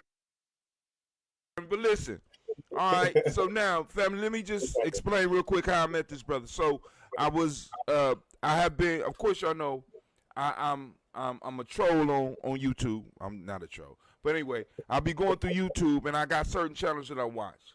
Keep me in tune with certain stuff, and this is one of the brothers that I was checking out. And one day he made an offer for a book or a digital book called Diginomics. And I said, okay, cool. I seen the book, and I was like, cool. And then one day he did an interview with Elder Kaba Kamene. And I was listening to the interview, and I started listening to the idea behind the system. And I said, shit, I'm about to buy this book. So I went and I bought the book, and I read it. And at the end, he had a questionnaire where you could send it to him, and he would respond, and if he was going to take you on to be one of the people he would work with. So I sent it in and I got it back. But I got it back during my yearly fast. And we've been clicked up ever since then. And this brother has basically helped me align everything that I was doing because he told me, and see, because this is why I started messing with him. The bottom line was that he told me on the phone, he said, brother, listen, you got everything, because when he said Gumroad, I already had Gumroad, I already had the books, already had he said, brother, listen, all you need to do is align it right, and he was about to give me instructions on how to do it right then for free. I said, no, hell with that. I believe in reciprocity. Bro, I want you to help me, and let's build this up. Because he basically was telling me, look, you don't need to pay me no money. You know what I'm saying? I said, okay, when somebody tell me that, they got something I need to learn. First off, he believe in the process. You understand what I'm saying? So he helped me align what we're doing, and now we are up to the point where we got like 20 supporters for Geometry Journey. We got other people publishing, like Dr. Baba Kelsey has chosen us to bring his book through so he can help us, as well as be able to build some stuff up for himself. Even, you know what I'm saying? So we got other people that's bringing stuff through, and the process that y'all see Brother Hatim using is the process that this man on the screen right here introduced me to.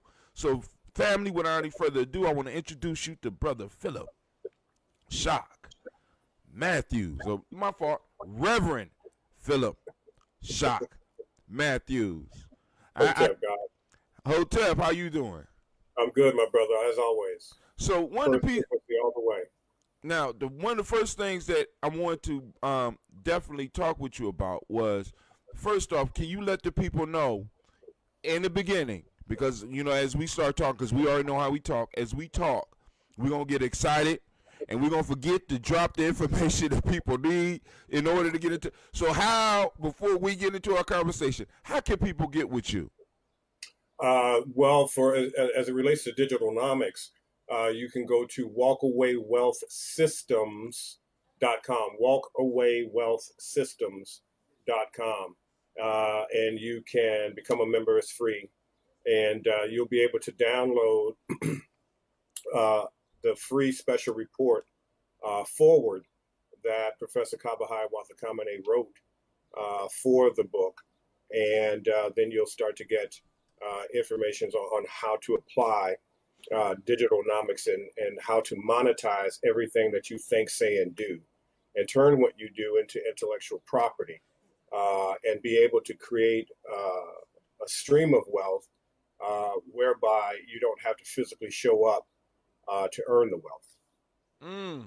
So now, for people out there right now, give them an idea of what is intellectual property, because I'm sitting around a bunch of brilliant people, and I don't really think they understand this concept of intellectual property and the value of it. Absolutely. Well, intellectual property is basically the purest level and frequency of the African. If you look at all of our ancient texts, if you look at all of what we have contributed to all of the sciences, all of humanity, all of civilization, it took intellect and mastery of the intellect to be able to manifest that reality. And intellectual property, as it relates to the African or African American on this soil, is what you think, what you say, what you do, what you write. One of the problems is due to white supremacy and due to this original virus and pathogen called whiteness, it has caused us to not believe in ourselves, not to feel that what we think, say, and do has a value, has a monetary value. It does. You can quantify that by looking at social media and how we blog, how we comment. All of those writings literally could be turned into, is intellectual property, and can be turned into revenue sources. We are the #1 users on Facebook, but we don't know how to monetize the usage of Facebook. And so as a result, we become consumers and not people who produce intellectual property to be able to pay for our needs and to provide for our families. And so digitalnomics gives us a process. the ability to be able to take what we're already using, what we're already utilizing, and what we already have thought, what we're already saying, and what we're already doing to equal and equate a monetary value to create wealth and a walkaway wealth for us. So, like for example, we just had Brother Shaka that just went off. Excellent music. Could this system help him? No doubt. The process is so simple. Well, let me say before I say it, well, it's simple once you learn the process. The issue is that we've got to get past our own trauma, past our own roadblocks that causes us to procrastinate, causes us to not be able to sequence or think our way out of the situation financially that we're in. Anyone who does music, anyone who writes poetry, anyone who writes articles, anyone who even wishes to share something that someone else produced can make money doing so using the digitalonomics system, because digital is a frequency. If you know my ministry and my work, I talk about all the time that the African and African American are first frequency people. We are the original and first signal of the Creator, of God, and that means something. And so, as a result, we are the chosen people because the Creator chose us to manifest on the planet when the Creator decided that it wanted to express itself in human form, in organic form. The most beautiful, blackest of black African was created, which was us. So that means something, and that frequency is a vibration. It's what makes stars. It's what makes the universe. The internet, the digital space, technically is designed for us by us. It's something that we should absolutely master because it's where we come from. It's what we create. We are the most creative, culturally significant physical beings that has ever been on the earth. All other ethnicities copy us because we are the originators. It's kind of like the late Little Richard. We are the originators, the emancipators. So when we understand what that means, it's time to start taking back and taking ownership of what we think, say, and do, and what has been culturally appropriated and stolen, hijacked from us, and start to create our own international wealth, internal wealth, and innate wealth that's for us, by us. So in a sense, because like I said, one of the things I say is we often are giving away the gold in our minds. Absolutely. You know what I'm saying? Because Master Musa had the actual physical gold mines. What you're saying is that we have a gold mine in our mind and in our creations that we are not allowing to kind of finance us. So part of the affiliate, one part of the wealth generating piece is affiliate piece. Can you explain a little bit about the affiliate piece and what makes what we do different than what every other affiliate system does? Because the way you taught me is dope. I'm just saying. Thank you for that, brother. So what you're talking about is affiliate marketing, right? So affiliate marketing is the ability to share someone else's product, intellectual property, their book, their music, the service that they provide, and be able to share that on a social media platform like a Facebook or Twitter or LinkedIn, whatever, and be able to earn a commission from that.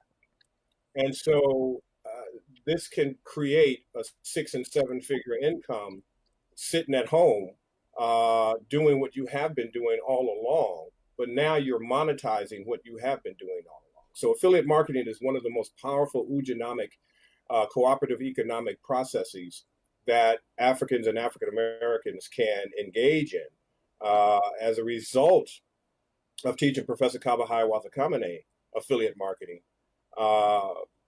He now has an additional 5-figure income that he no longer has to tap into his retirement income to pay all of his bills. So as a result, he doesn't have to leave the house to earn money anymore. Before this, of course, people were calling him to come speak and to present his material and have talks and what have you. But he's making more money. He gets anywhere from $2,500 to $5,000 per speaking engagement. He now earns that on a regular basis from his intellectual property digitally. So this is the power of affiliate marketing, the power of digital marketing, is that you can begin to work toward matching your current income, replacing your current income, and then bypassing your income that at some point you probably wouldn't even need a job. The other thing that I think is radically important for family to understand about mastering digitalonomics is part of it is getting out of the slave mentality of having to physically show up to earn a dollar and get paid every 2 weeks. We end up, what they have done when they stole us, they also stole our time. As a result of that, they have put us in a situation where we have to go to get a particular education that takes time. We get that education, then we start searching for a job, a job, just over broke, that pays us the most minute amount for the time that we spent to get the education. And then we have to pay back a fee for the education and spend our time trying to manage growing a life, growing a family in that time that has been spent. And the goal of second frequency AMU, as I call them, the European process, is for us to just run out of time and never reach our highest levels of potential, both economically, spiritually, emotionally, so on and so forth. So when we talk about this concept of replacement income, creating wealth, as I'm speaking to you right now, I have several Gumroad accounts, and money is coming in from people around the globe purchasing various different digital products or affiliate products of people that I'm associated with, such as a Professor Kaba, so on and so forth. We have to get used to making money 24 hours a day, 7 days a week. Most of us are conditioned that if it doesn't come every 2 weeks, something's wrong with it. That's not true. The natural process of wealth is it's supposed to happen all the time, not some of the time or in a predictable amount of time. Man, listen. So now, because one of the beautiful pieces you demonstrated to me was like for digital products, because there's no overhead. You don't have to pay for production after you make it. That those people that join us in the Ujanomic cycle, the Ujanomic circle, can make 50% on helping other people generate their income. And yeah, that right there was a big, powerful piece for me. Because it's like, because usually people be trying to, with the affiliate market, you get 10%, you get 20%. And when I first start talking to you, like, yo, Baba Kamene is coming out with something, you want to help us market it? I'm like, yeah. He's like, cool. So, what I'm going to get, 10, 20, he said 10, this is digital. You getting 50%. That shit blew my mind. You know what I'm saying? And I'm sitting up here like, wow, so we could do the same thing with other elders in our community. Now, this was another piece that I liked about what you're doing. Can you give them a list of other elders? Because family, I don't know if y'all know, but in our community, there is a process of taking advantage of our elders and not really paying them what they are due. Many of us have experienced this. And some of us that might be listening might have been involved in this bullshit. Well, we would bring elders and we would not pay them what they were, you know what I'm saying? What they were supposed to be paid, what we promised. There would be some type of fuckery going on. And what you done is that you reached out to many of these elders and you started working with it. Can you give them some ideas of some of the people and some of the stuff that you have helped them either bring out or re-bring out? Because they're going to know some of these names. Sure. Well, so we have a Kemetic wisdom school where content goes out every week to the community of scribes. And what I set up with that was was that all of the scholars and elders who are part of the school get 50% of all student enrollment via affiliate marketing. So, Obada Shaka, Dr. Leonard Jeffries, Professor Kabahai Wathakamane, Nzinga Dalila, Dr. Natiri Nelson is just a few of the people who every month when that student has to re-up for their tuition to pay for their weekly content, and we're 2.5 years in right now, every time that student re-ups, that elder receives an email saying you earn X amount of dollars from that student. So the goal is to teach our elders and to help our elders come into this new consciousness of first frequency wealth and wealth creation. None of our elders should have to do fundraising. None of our elders should have to seek donations to be able to live life. All of our elders, all of our scholars should be, if not millionaires, multimillionaires, because of the contribution that they have given us and the sacrifices that they've made. So affiliate marketing gives me the ability to help them.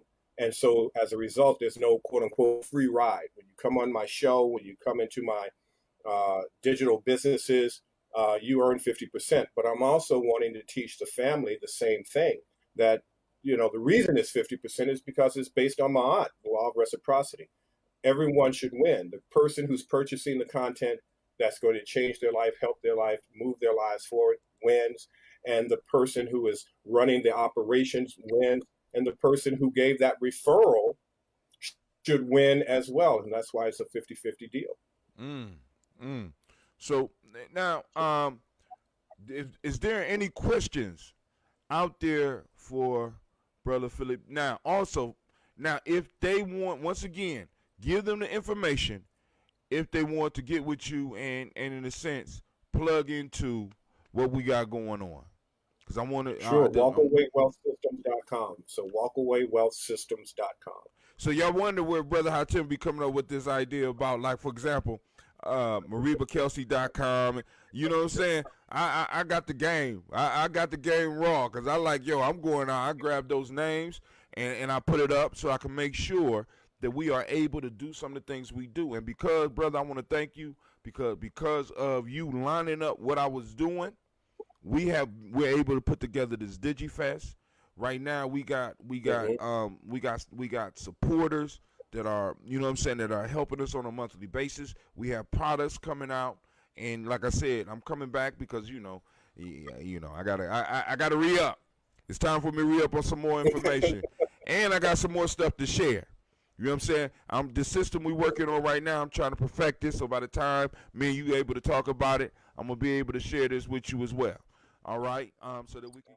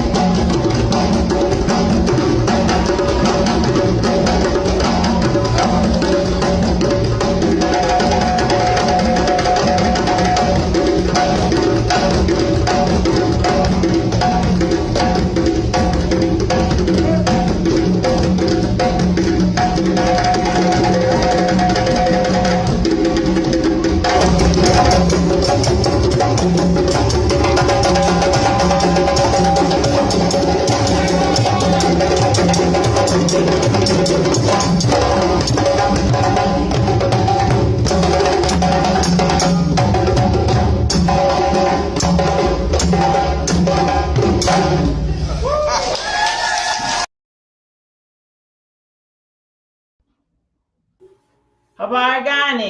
Hotep, it's Elder Alona. We are going to invite our ancestors in by pouring libations. And that creative energy, the creative power that we are all a part of, we invite that creator in and we'll say, Ashe. Ashe. Ashe. Habargani, this is Elder Greg. We always want to back to the beginnings of our people.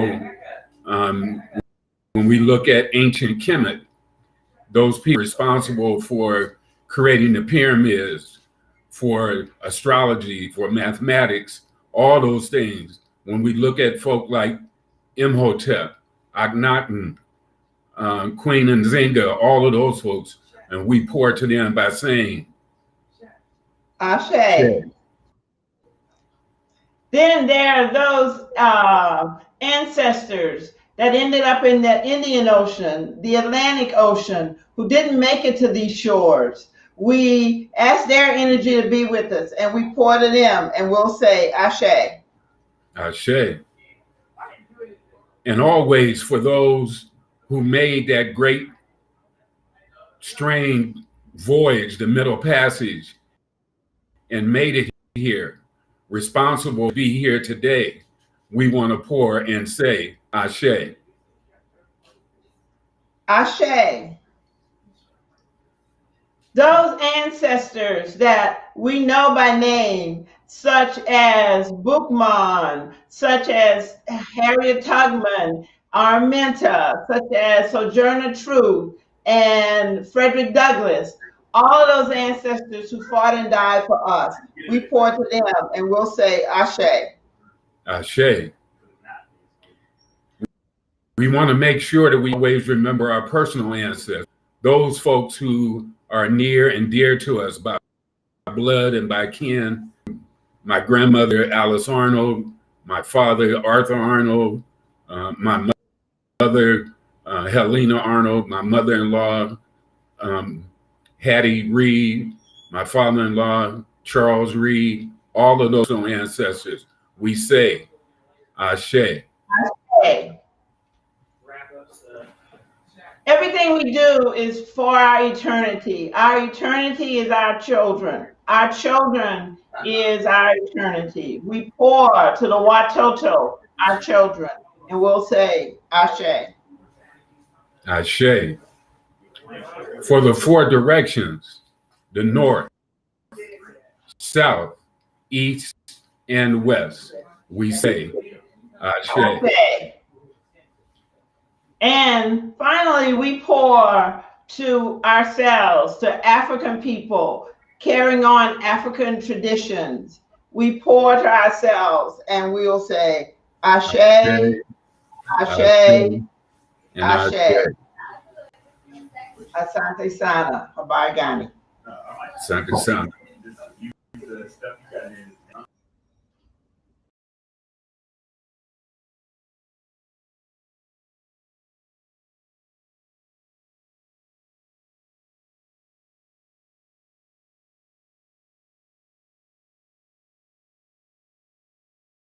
Lift every voice and sing till earth and heaven ring. Ring with the harmonies of liberty. Let our rejoicing rise high as the listening skies. Let it resound loud as the rolling sea. Sing a song full of the faith that the dark past has taught us. Sing a song full of the hope that the present has brought us. us facing the rising sun of our new day begun. Let us march on till victory is won. Stony the road we trod, bitter the chastening rod, felt in the days when hope unborn had died. Yet with a steady beat, have not our weary feet come to the place for which our Father sighed. We have come over a way which the tears have been watered. We have come treading our path through the blood of the slaughtered.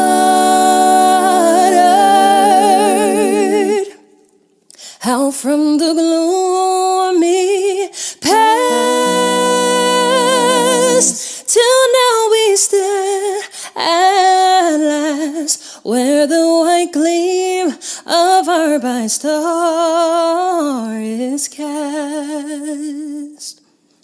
God of our weary years, God of our silent tears, Thou who hast brought us far on the way, Thou who hast by Thy might led us into the light. Keep us forever in the path, we pray. Lest our feet stray from the places, our God, where we met. Lest our hearts, drunk with the wine of the world, we forget Thee. Shadowed beneath Thy hand, may we forever stand true to our God, true to our native land.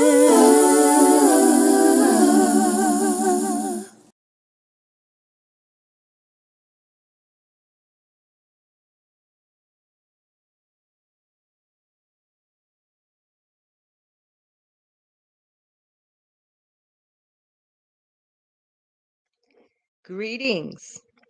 I am Initiate Nation Builder Pamela Blake, and I am a spirit manifesting naturally. I am a spirit strongly connected with nature. My gifts to share with the village is to empower others in connecting to nature. As part of my group, El Nawa Akoben, El representing elders, Na nation builder, Wa warriors, and Akoben taking action as a collective.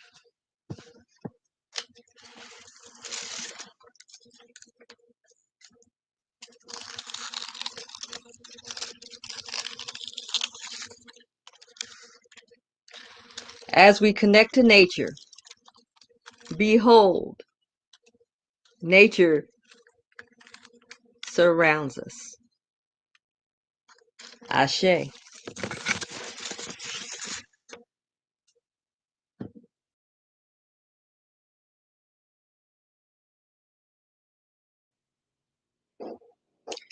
Habari gani. Today is Kuumba. Kuumba means creativity.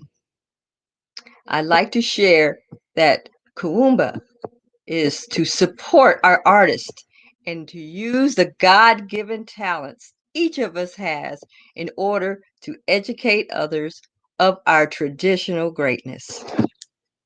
Kuumba creativity. How it manifests with me is giving me inspiration to do things differently, approaching things in a new way, in a special way. Kuumba, creativity. I invite all of you to be inspired creatively. Ashe.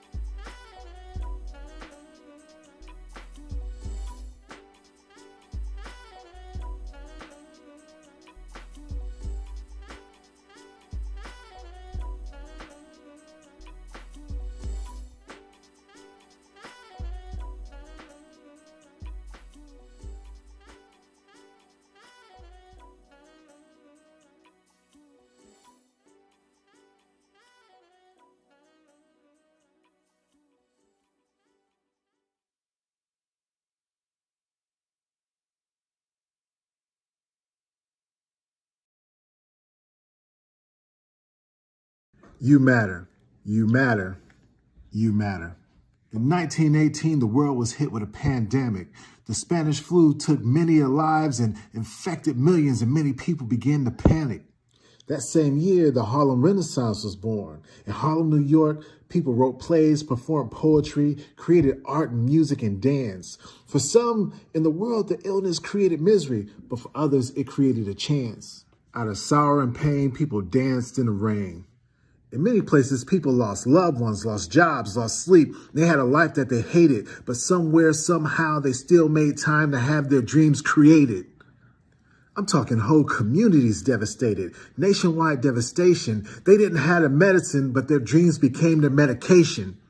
So during today's pandemic, I'm here to give you a message without hesitation. Today, you have a new mission. Here in 2020, I want you to have 2020 vision. I want you to see beyond the negative images online and on television. I want you to see that you have flair, energy, and style. We overcame it then, and we're going to overcome it now. Even though we have to stay safe and stay inside, I want you to open your mind, see that door to your talents and open wide. I want you to believe in your talent, see your talent, look at your future, and that's where you'll probably be. I want you to be your best, create your best, because that's Mamba mentality. Talented means you work so hard at your talent that you become more talented to create your dreams. Do you know where your talent is at? If you work hard every day at home, I promise you'll become more talented. No cap. Don't give up. This is a storm, but I want you to learn how to get through one. This world is falling apart, but I want you to build a new one. There's a lot to do right now, so pick a challenge and do one. Be easy on yourself. This is new for everyone, so hold steady. Prepare yourself for this new world. I think you're ready. But don't listen to all that sad, negative, hurtful chatter. Some people see you happy and they want to see you sadder. Just always remember that there are more resources out here to help you climb up that ladder. And it only proves one thing. It proves that you matter.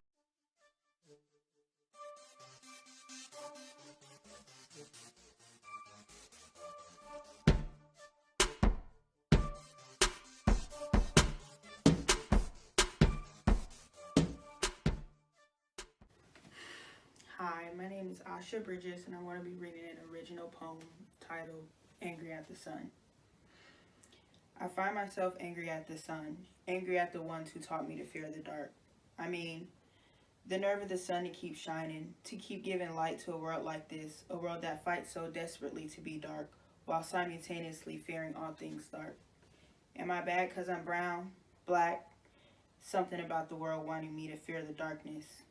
I do not fear the dark, because I do not fear myself, and I do not fear the world that tries so hard to be evil because the sun shines, giving its light, being gentler on my darkness than the skin of the ones carrying darkness in their hearts. I find myself angry at the ones who taught me to fear the darkness.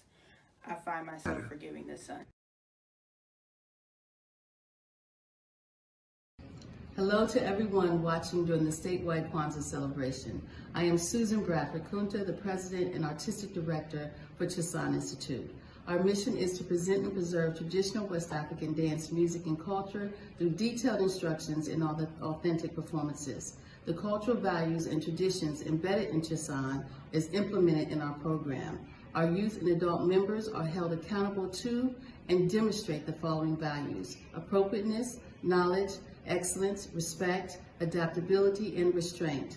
These values resonate with the Nguzo Saba principles developed by Dr. Malana Karinga. Thank you to the Twawi Family Village for recognizing Chisan West African Dance Institute for the Kuumba Award. We remain committed to teaching our culture and perpetuating its significance to future generations while promoting physical and mental wellness. Happy Kwanzaa. Habaragani, Bombskin & Co. is the true definition of self-care, self-love, and repeat. We are what we create in this life. Bombskin & Co. chooses to create something innovative and unforgettable. Check out our website for more information.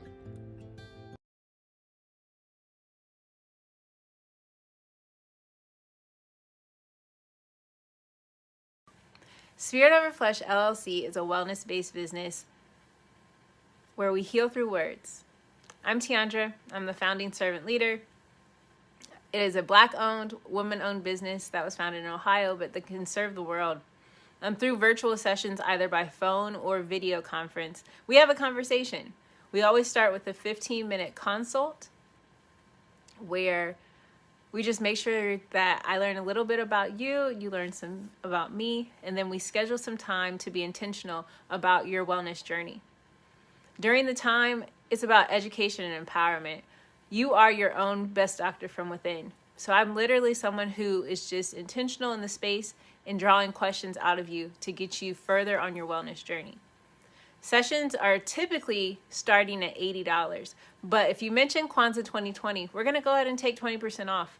It's about getting you well so that we can be well, right? Kujichagulia and Ujima, collective responsibility. So grateful for the opportunity to support you in your wellness journey. If you're interested, go to my website, spiritoverfleshllc.com. There's a button that says Let's Connect. Fill out the form and I'll get right back to you. Again, that's spiritoverfleshllc.com. I look forward to supporting you in your wellness journey and healing through words.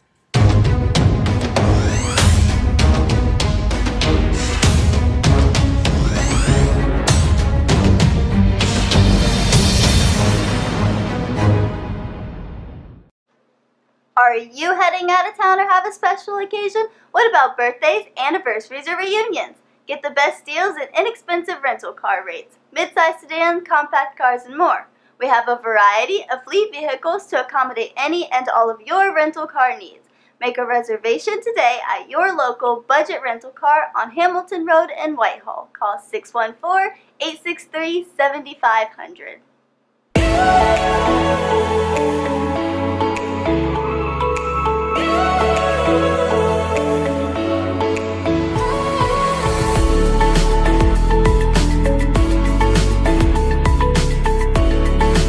Happy Kwanzaa. I'm Carla, and my sister Karen and I own Two Natural Sisters. We've been in business for 5 years, and we sell a line of natural bath, body, and candle products. Let's take a look. Follow us on social media, Facebook and Instagram, at Two Natural Sisters. All items that are in stock will be shipped within 24 to 48 hours. As a promotional item, we offer a CD of Black romantic poetry of self-love and coupled love, and 50% discount on Sister Locks, Brother Locks by consultant Sapphire Donetta Mahadi. If you have any questions, you can reach us at customercare@twonaturalsisters.com. Enjoy and happy Kwanzaa.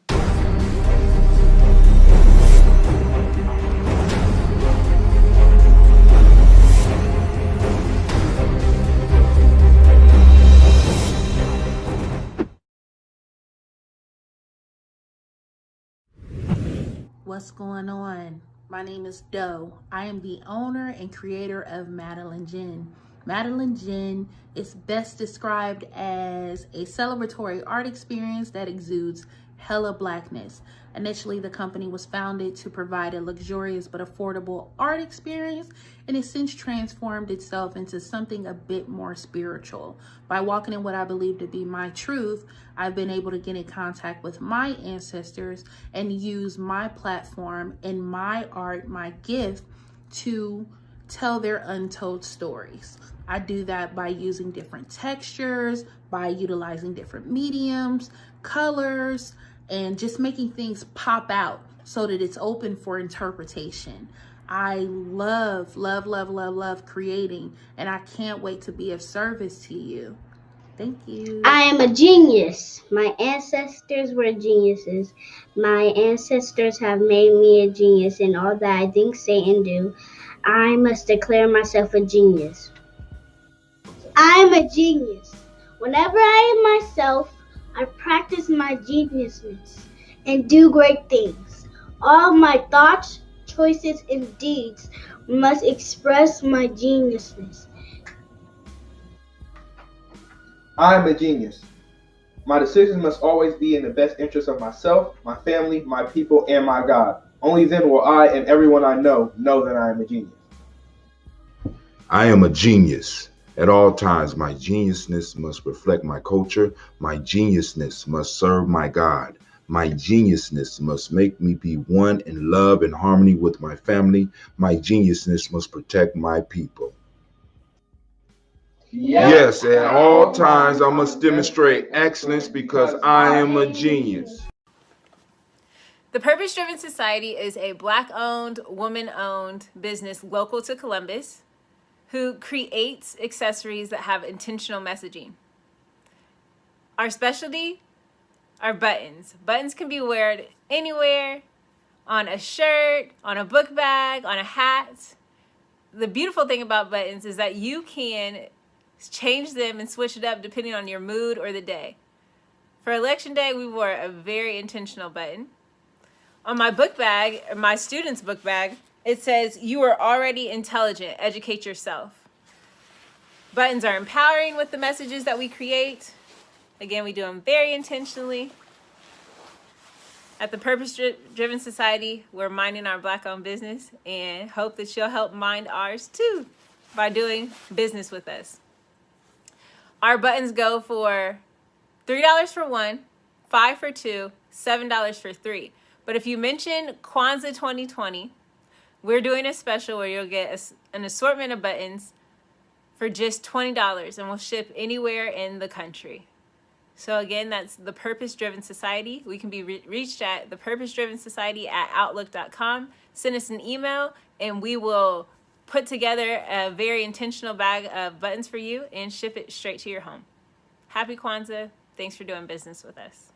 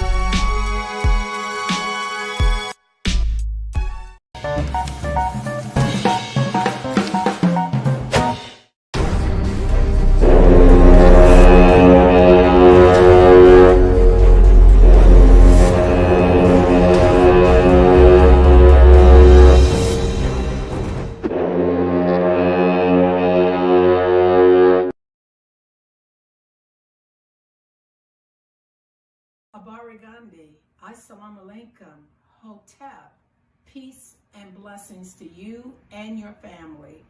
I hope and pray that all is well during this season. This is a season where I'm so thankful for my community.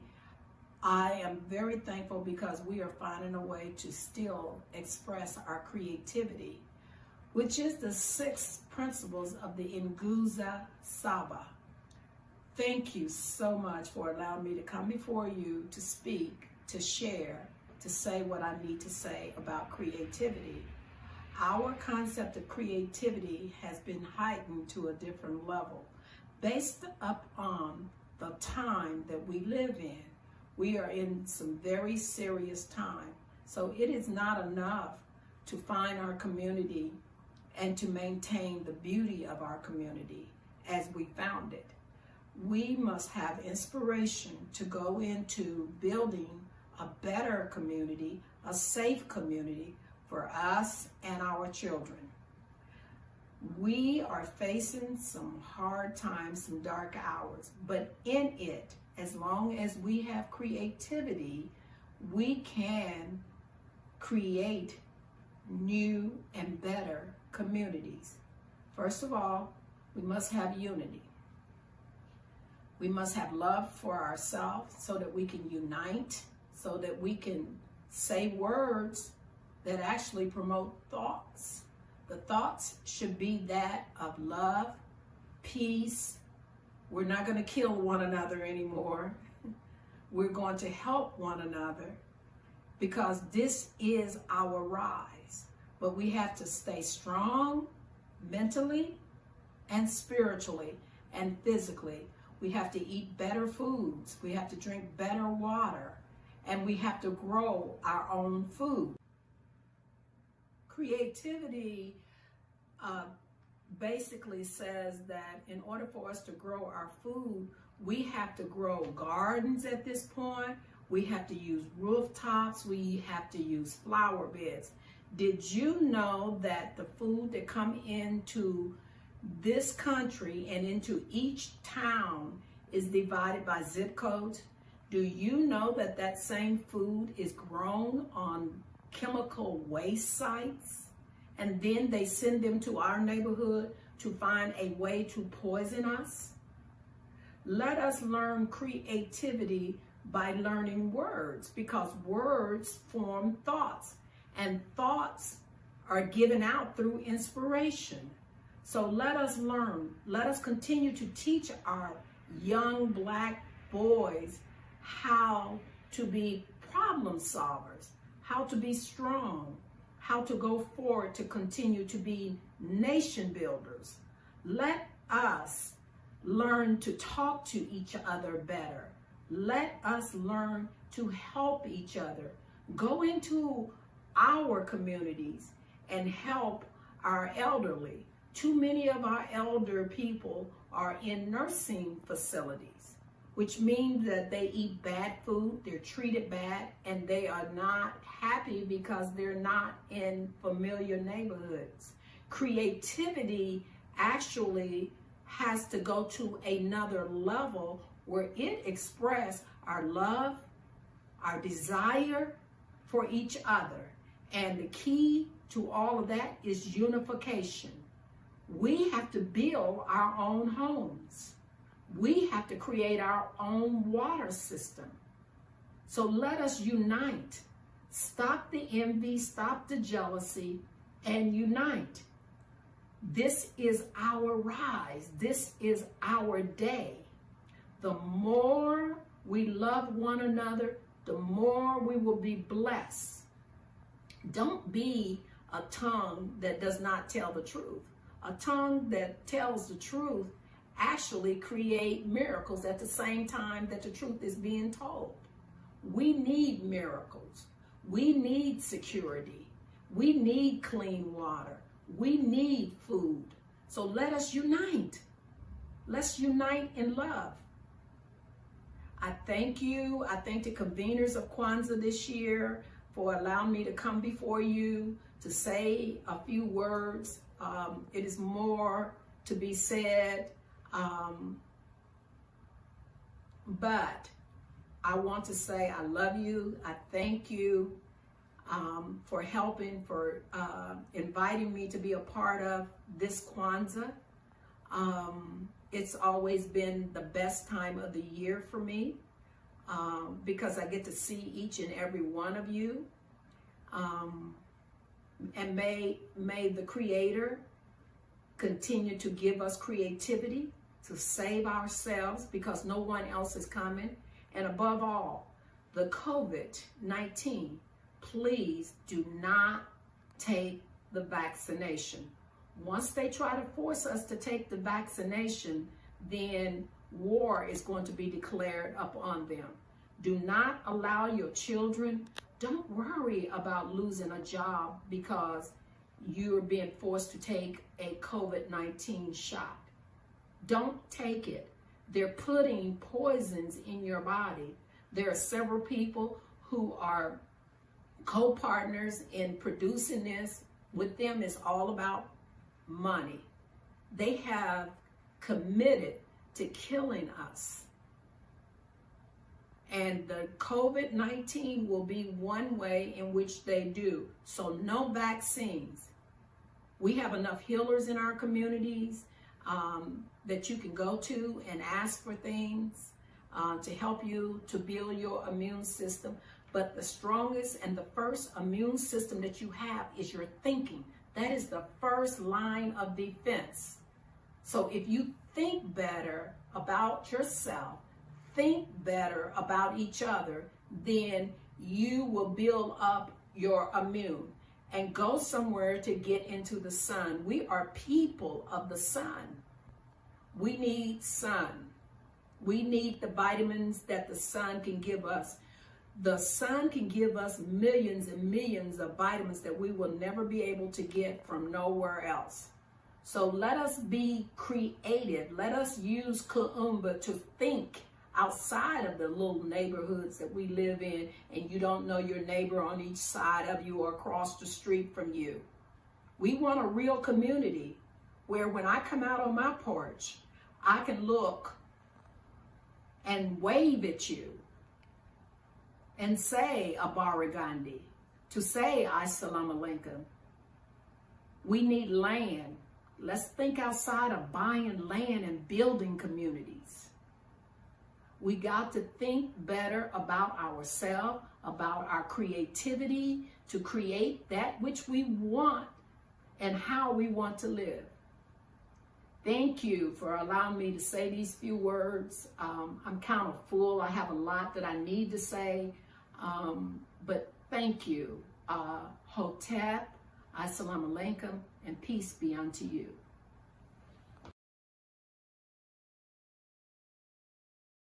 Kuumba. You recognize that?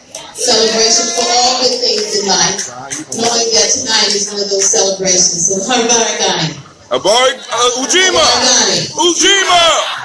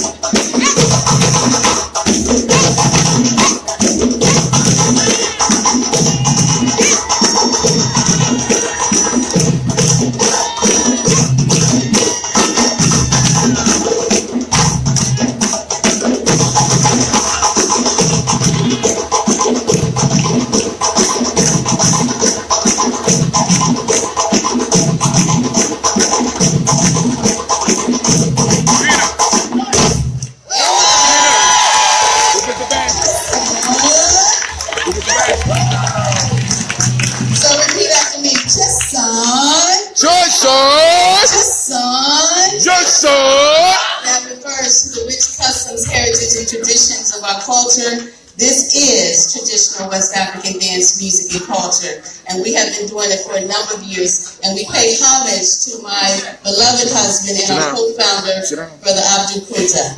Ashe! Yes.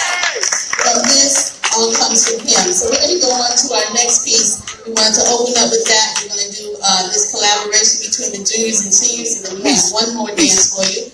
And then we're going to let you come up and dance with us. Okay? All right, so here we go with Embark. It's coming out of Mali. It's a traditional dance of transition from one stage to the next in the life here. Our young people will come out while our adults breathe and get oxygen. Yes, and come back and give you more and more energy. Are we ready, ladies? Let's go.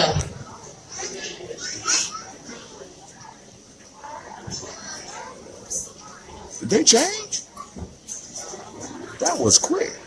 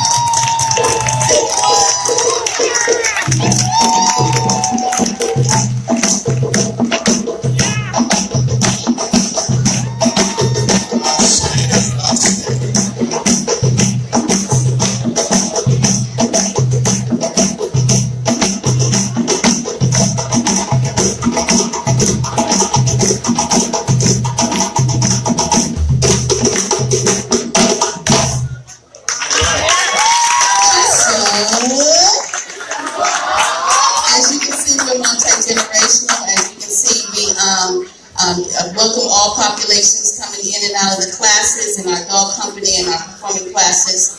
So our young ones here are ages 8 through 16, and then our adult company goes up to the seasoned one. Season. Yeah, I like that. I like that. The season, right? With wisdom. Okay, it says she's 5. I'm sorry. She's 5. I'm not 8, I'm 5. Okay. And we have some parents and some former members of Chisonic here. So if you're here, raise your hands. We can acknowledge you. Thank you for your support. We have a table in the back there where you can sign up for our classes coming in January.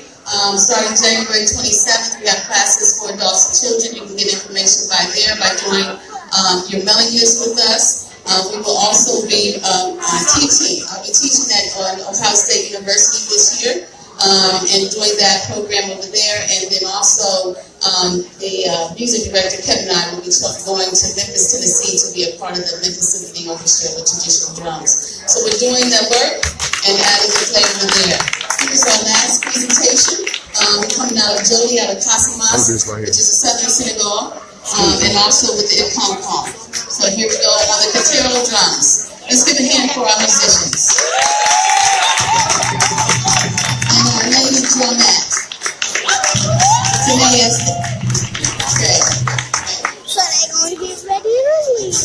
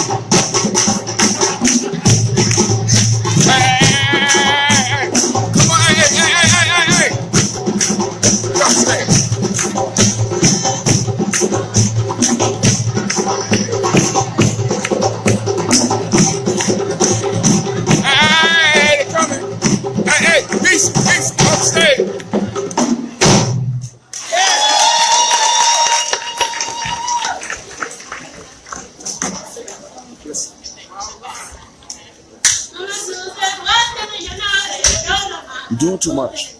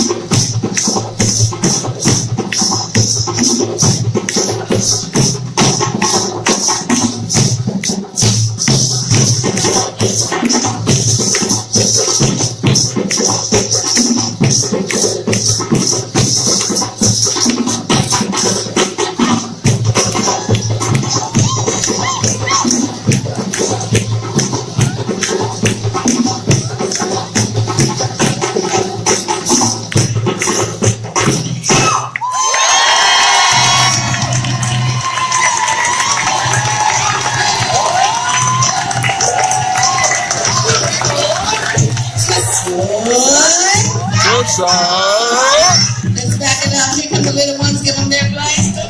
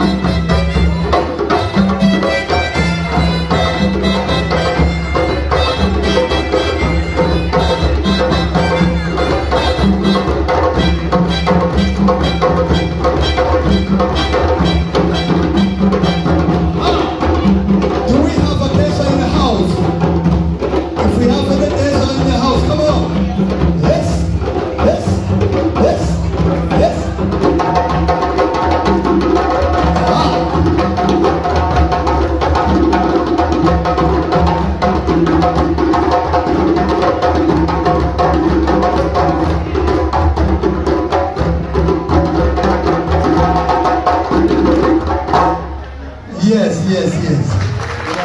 Now this next song I'm going to do is a special dedication to my sister. We call her Queen. And I want to say may also rest in peace. And this is for my dear sister. This is a tribute.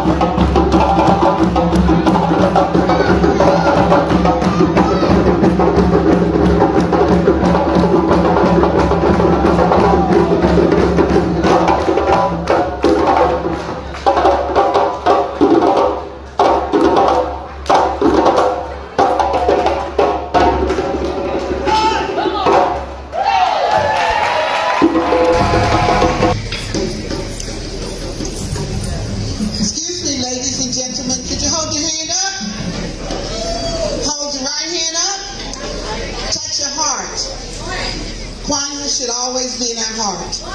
And another thing that should always be in your heart is the inspiration, motivation, the desire to read. I'm a member of the National Sorority of Phi Delta Kappa. And every year on Martin Luther King's birthday, we ask everyone that we know to take an hour to read. Just take 1 hour to read. You can start in the restroom, the bathroom, the bedroom, the kitchen table, the sofa. But at one time in our life, we could not read. We were not allowed to read. Now we can read, but we don't read.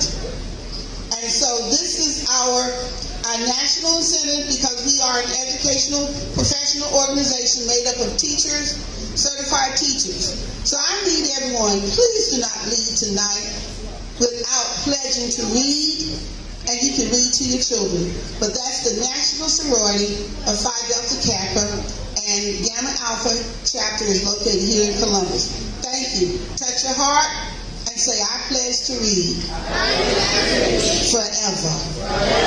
Reading is power. All right, family, if you could, give a round of applause. Powerful pledge. Let's circle up, family. Let's circle up. We gonna do the closing circle. And from the closing circle, we're gonna move to the food. Now, elders, go first. I know y'all hungry. I appreciate your patience. But we want to make sure all of the elders following our tradition go first. So we want to start right here, and we want the circle to stop right here at the drums. Right here.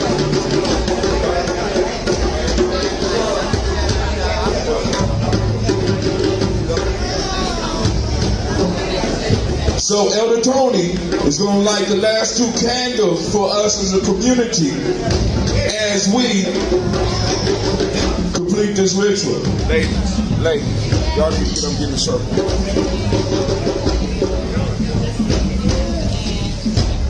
So repeat after me. Minute by minute. Y'all can do better than that. Minute by minute. Hour by hour. If you lose your history, you lose your power. Minute by minute, hour by hour. If you lose your faith, you lose your power. If it is to be, it's up to me. I feel good about myself. I feel good about the people around me. Goodness all around me, and it will follow me for the rest of my life, because I walk with good, and I talk with good, and I am good, and that feels real good. Good, better, best. Never let it rest till your good is your better. Your better is your best. Black people, we were great. We shall be greater still. Lose not faith. Lose not courage. Go forward. Uplift the race. Harambe!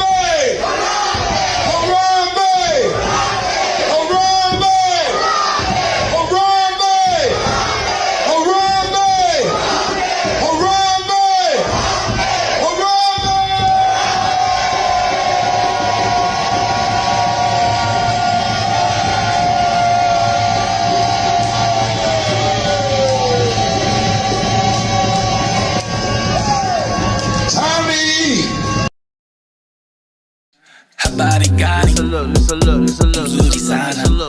Listen, her body got it. Hear me now. Hear me now. Listen later. Listen. Her body got it. Listen, look. Listen. Her body got it. Listen. Moja kuchi chakulia ojima ojama niya kuumba emali espanza moja kuchi chakulia ojima ojama niya kuumba emali espanza listen look moja unity listen look kuchi chakulia self-determination listen look Ojima, listen look. Ojima, collective work and responsibility. Ojama, cooperative economics. Nia, purpose. Kuumba, creativity. Imani, faith. Mali, moja, kuchi, chakulia. Ojima, ojama. Nia, kuumba, emali. Espanza, moja, kuchi, chakulia. Ojima, ojama. Nia, kuumba, emali. Espanza, listen look. Do your African dance support? Do your African dance support? Do your African dance support? Genetics, dance support. Genetics, dance support. DNA, you support. Her body got it. Listen look. Listen. Her body got it. Hear me now. Listen later. Listen. Her body got it. Listen look. Her body got it. Listen.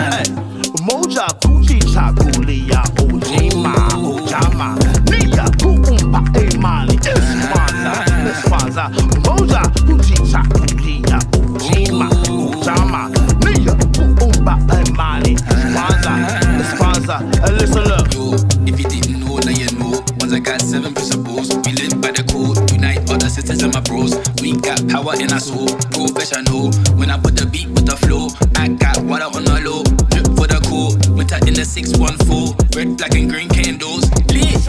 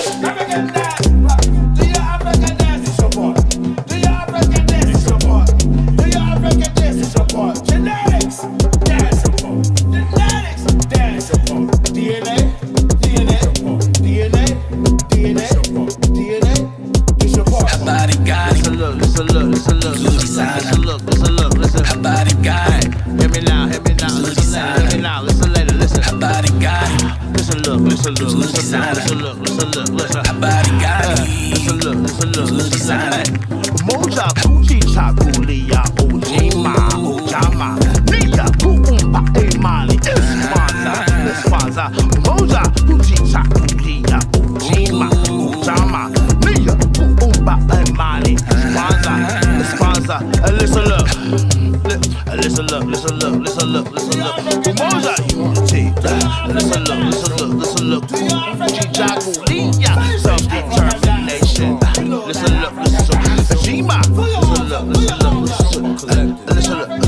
Ujima, collective work and responsibility. Ujama, cooperative economics. Nia, purpose. Kuumba, creativity. Imani, faith. Money, faith. Habari gani? Nzuri sana. Habari gani? Nzuri sana. Habari gani? Nzuri sana. Habari gani? Nzuri sana. Habari gani? Nzuri sana. Habari gani? Nzuri sana. Habari gani? Nzuri sana. Habari gani? Nzuri sana.